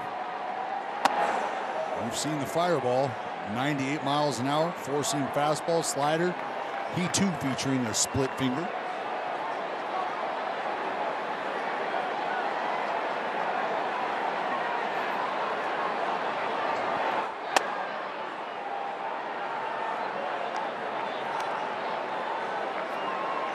For Schumann, 0 for 2. It's only the 11 strikeouts tonight for the Oakland A's. All those belonging to the lefty Shota Imanaga for a career high.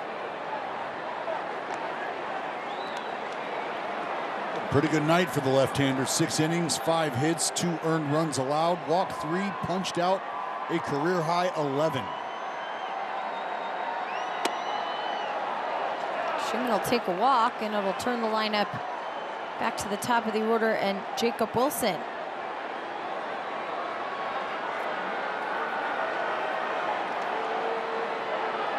Well, the A's have had a base runner in all 7 innings now. The time they were able to score was off the 2-run homer from Brent Rooker in the 3rd. Well, and Jenny, their best opportunity came right after the first batter of the ball game. And it was Jacob Wilson hitting that leadoff triple. And I think what we saw was Imanaga very quickly have to bear down. And I think in a time like that, it's almost like an ice bath for a pitcher. It'll get your attention, shock you right back into the here and now.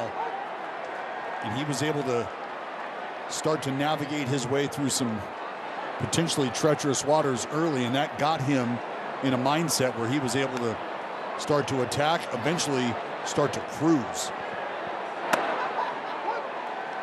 1-2 for Jacob Wilson. Talked about the Bellinger father-son duo of the big leagues. Of course, Jack Wilson spent a lot of time playing in this ballpark here at Wrigley when he was with the Pirates all those years in the Central. To Dansby Swanson, Nico Horner on to first, but safe as Jacob Wilson beats out the throw. The fielder's choice gets the lead runner, 1 out.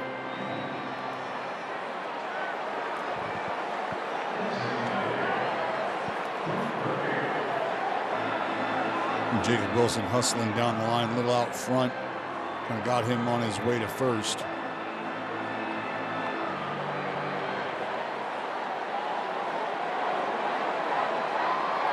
Back to the business of Brent Rooker.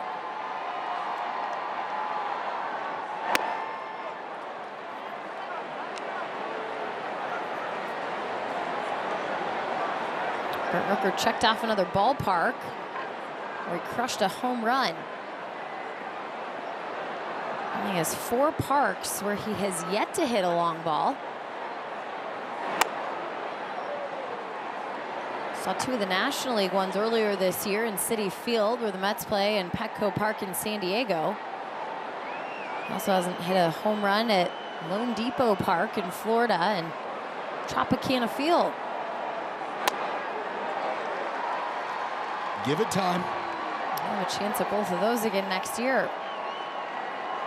I mean, if you didn't know, you found out that there's not a park across the land that can hold this dude.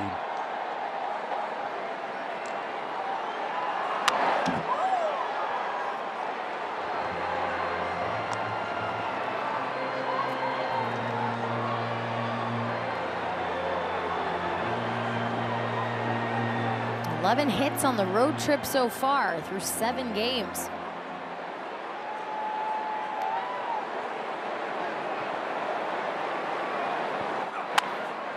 And that's a fair ball over towards third base. Paredes sends it to second. Ball got away from Michael Busch at first, so another fielder's choice. And that was going to be a heck of a turn if they were able to complete that. Paredes had to get rid of it quickly. His momentum was sort of taking him out into shallow left field. And you see here, he gets rid of it quickly. Throw maybe up the outfield side of second base. But all in one motion, just not able to hold on to the dig out at the back end. Brings up J.J. Bleday, and he'll watch a pitch outside at 99. Bleday 0 for 2 with a walk.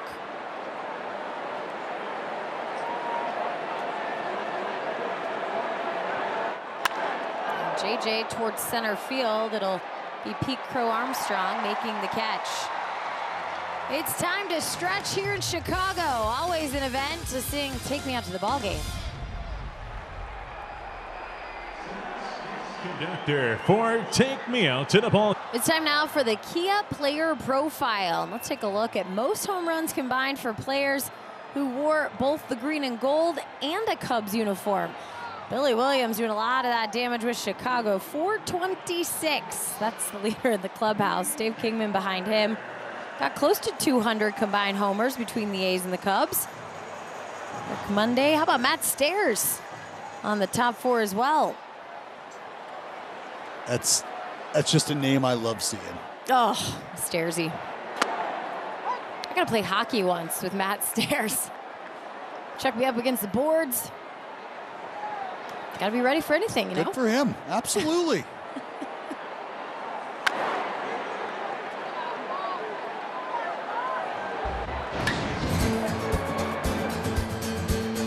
Good old Billy Williams highlights. God, they just wore the uniform so different back then. Everything about the game, very different. The athletes, very different. But the common thread, especially here, the fans losing their mind out in the bleachers. Nico Horner and foul. We showed you some of the highlights for Billy. Take a look at some of the damage. Across 18 seasons, 16 of those with the Cubs right here in Chicago. Couple with the A's. 6-time All-Star, Rookie of the Year back in '61. Won the batting title in the National League in '72. And Nico Horner reaching base with another hit. Now 7 Cubs with multi-hit nights.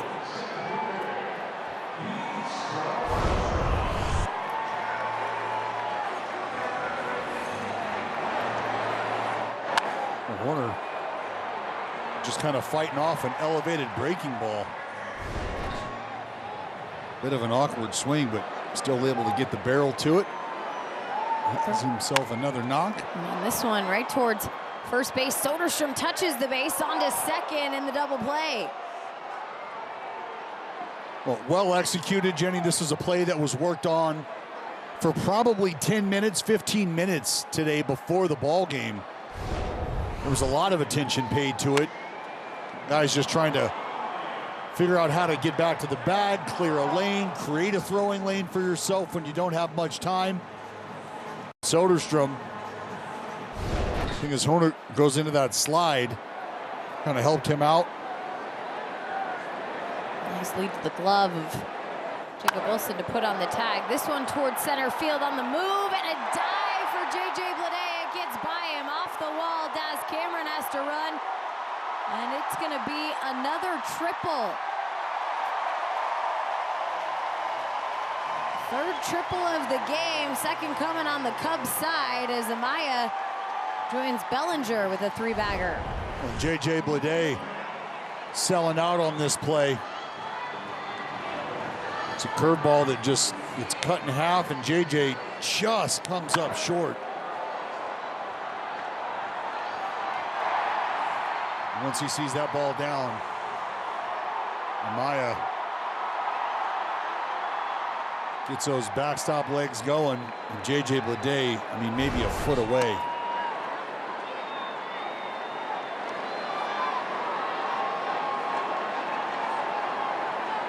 We've seen the speed of JJ out in center field come into play several times this year and making some spectacular catches right there. In a game where it's a 7-run game, probably a good opportunity to try for the catch.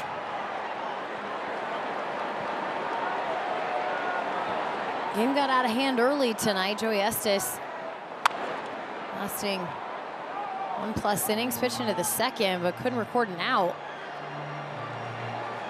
Really set the A's behind the 8 ball tonight.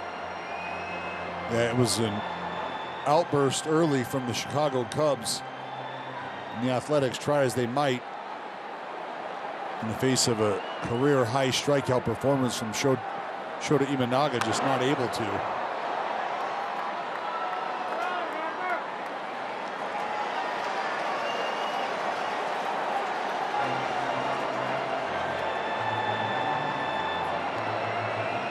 Helps too when you get some run support. 48 runs scored when Shota Imanaga has been on the mound the last couple of starts. Just pile him on for your guy. That's 5.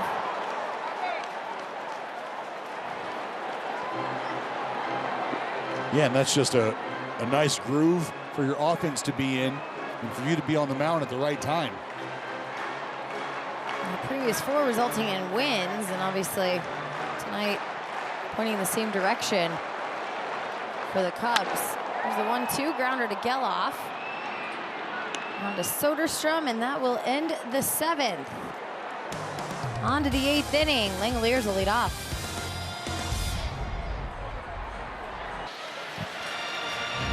Celebrate our history with this one-of-a-kind A's Through the Decades drone and fireworks show on Saturday, September 21st, when the Yankees come to town. Fans of all ages can sit on the outfield grass to enjoy 800 drones and fireworks lighting up the night sky. Don't miss out on this special show. You can get your tickets at athletics.com/tickets.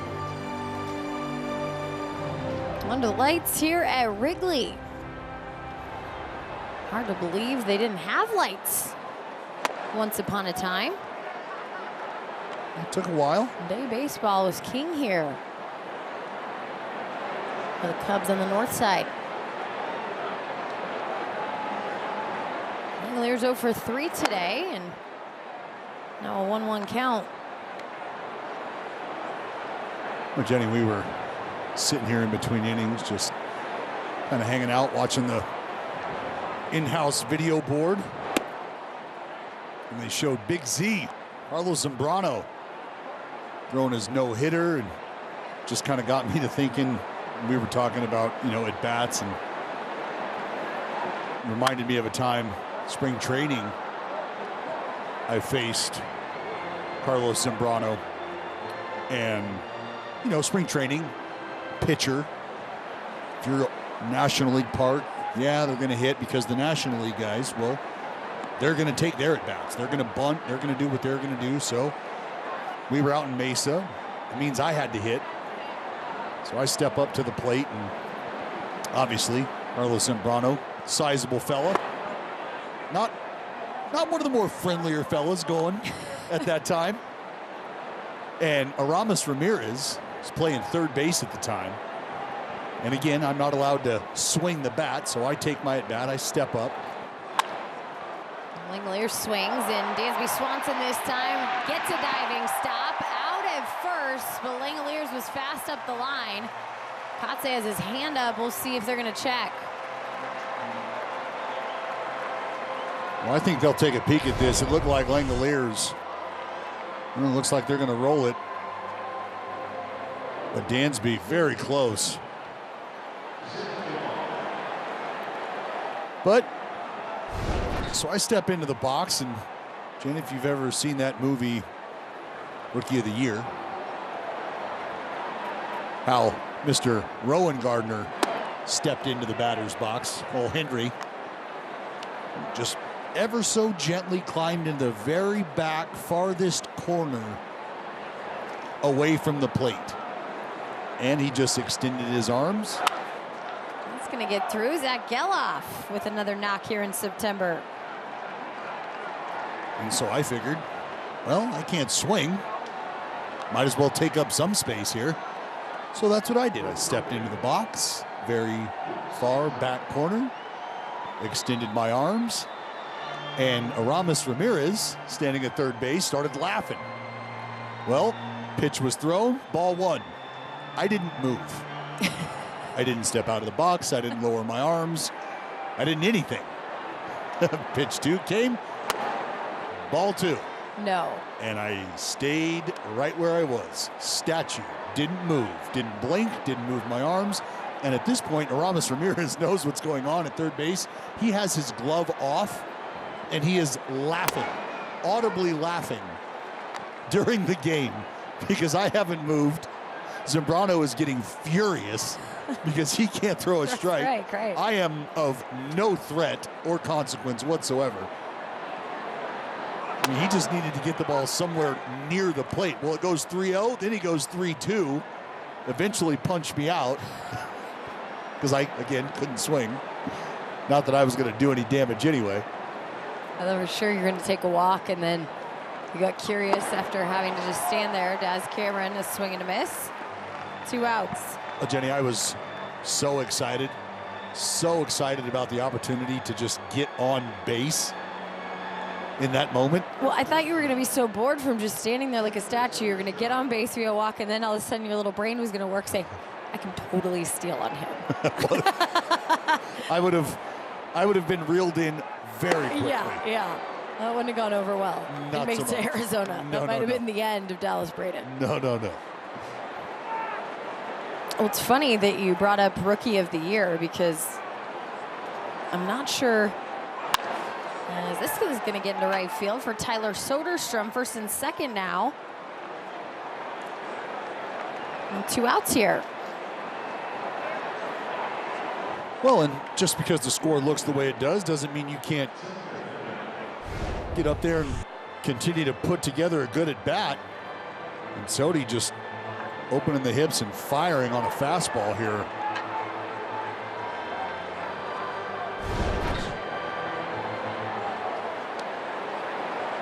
That'll bring up Tyler Nevin with a walk, 0 for 2 today. A pitch outside, and so you're talking about Rookie of the Year, Little Big League. You know that Pete Crow Armstrong's mom, Ashley Crow, was the mother in Little Big League? How about that? I mean, talk about envisioning your future. She doesn't have little Pete yet, but he's going to grow up to be a major leaguer, and she's kind of acted out that life as the mom. Been there, done that. So great. Think about that. She's thinking, wow, this is like deja vu all over again. Pretty cool. I witnessed his major league debut in Colorado last year, and his mom was in the crowd, and obviously that story came up a lot once he got to the big leagues. That's just crazy to think about your acting career literally leading into your real life child dream. What a play. And that'll end the inning as Tyler Nevin put out, 2 left on for the A's.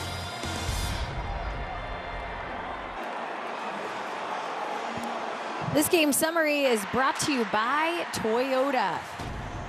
Well, the Cubs got a big lead early, and they've hung on 9-2 right now as we go to the bottom of the 8th. Joey Estes, a rough one for him. Pitched into the second, but just an inning on the line, 9 hits, 6 runs. Shota Monago's impressive on the other side, 99 pitches, 11 strikeouts in the 6 innings that he gave. We've seen Brent Rooker with a homer, and Dansby Swanson 2 for 4 with a 3-run homer, and also an RBI single for a 4 RBI evening. Swing and a miss for Swanson here against Belak, and it's 0-2. Yeah, that second inning opened up 3 straight knocks, 4 straight knocks, and then it was Dansby Swanson, the 5th hitter, that would deliver a big blast. And a swing and a miss. Belak will get a strikeout against Dansby Swanson to begin the 8th.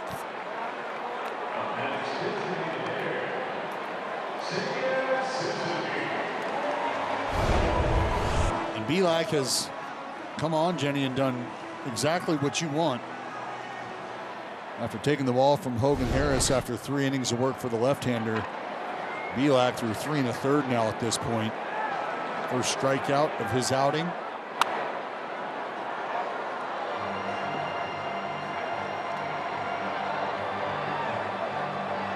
Just 3 hits for Belak. Was able to get a ground ball double play after a leadoff single in the 7th.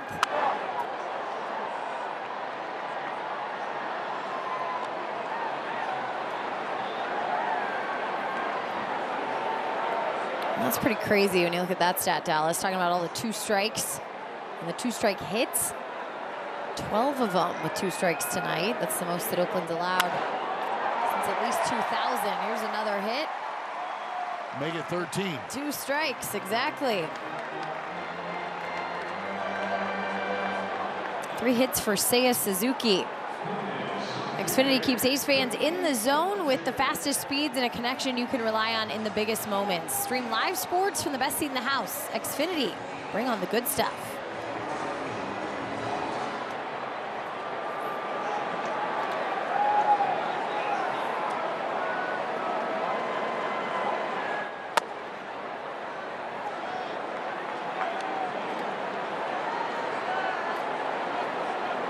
Well, thinking about all those 2 strike hits reminds me of a conversation I talk a lot about with. It's going to be a bouncer to Nick Gallen, who came in the game, and a double play rolled up by the Oakland A's defense. 9th inning coming up.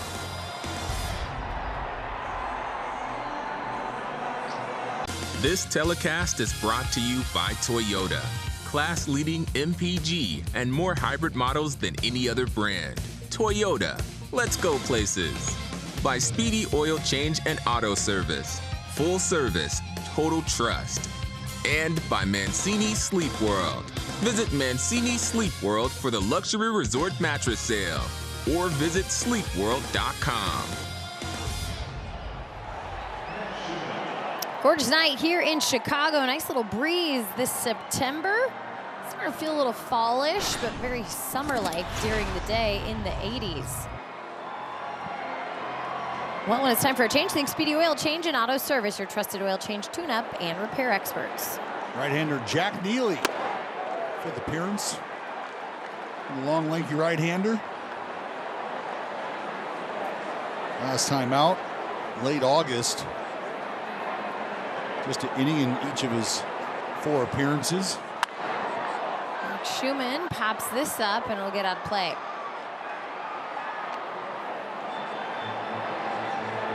In his 4 outings, he's gotten some consistent work. Appeared in back-to-back days, took a breather, an inning, took a breather, another inning. And again, that was towards the end of August.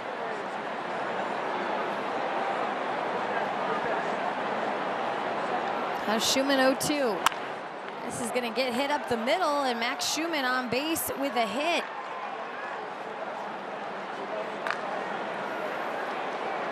Well, I started to talk about a conversation that I had a long time ago with some pretty good pitchers on the mound.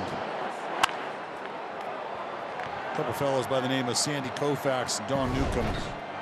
Pretty good. And they talked about throwing strikes. Or Sandy, Mr. Koufax, asked about. Ball into left field for Jacob Wilson. Add another hit on his evening. Well, with that knock, that'll bring up Brent Rooker, which means it's now time for our play of the day, brought to you by your California Ford dealers. And Rook was cooking. It's now an RBI in 6 straight ball games for the right-hander. Reached base in 26 straight games as well. A swing and a miss. A 97-mile-an-hour fastball from Neely. But Sandy and Don said, why are they unafraid to throw strikes with 2 strikes? And I always say I wanted to remind them, well, not everybody had y'all stuff. Yeah, Gentlemen, exactly. you are elite of the elite of the elite. But I think the message was, you know, why are we fiddling around? Why aren't we attacking? But I think there's something to also making sure that you're not giving your opponent an opportunity to hit when you have leverage.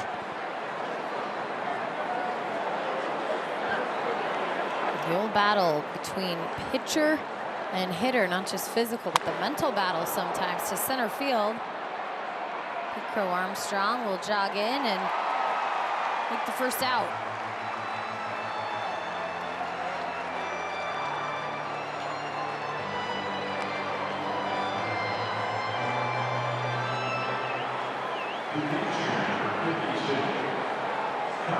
That'll bring up Kyle McCann. He came in defensively on the bottom of the 8th.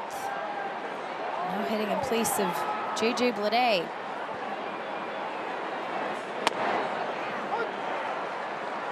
Gallen on deck.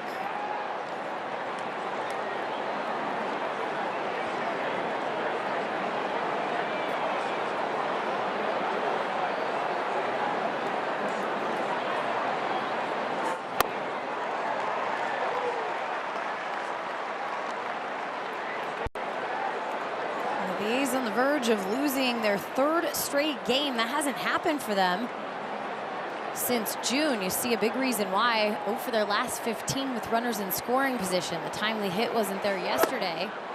And today they've had a base runner in every single inning. And it's just been a little bit of a tall task to scratch those runs across. Haven't been able to get those hits that we've seen. That's going to kick away. Runners will move up. Schumann to 3rd and Jacob Wilson on to 2nd. So 2 in scoring position now for McCann. Wild pitch.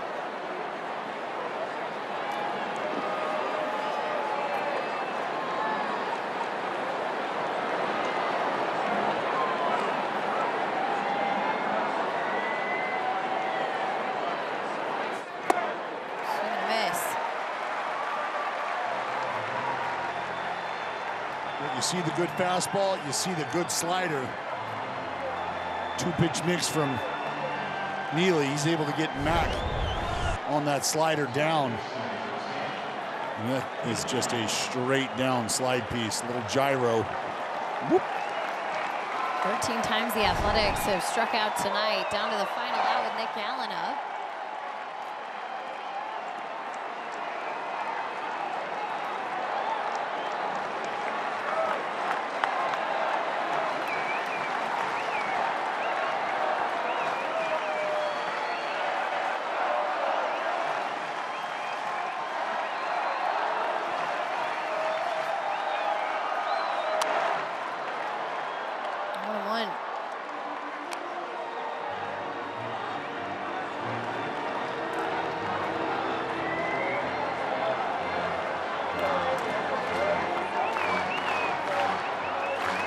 Here in September, just 6 and 8. Trying to complete their 3rd consecutive winning month. It's really been a long time goal for Mark Kotze to show the improvement of this club. Back-to-back months, but after tonight, with just 11 games to go.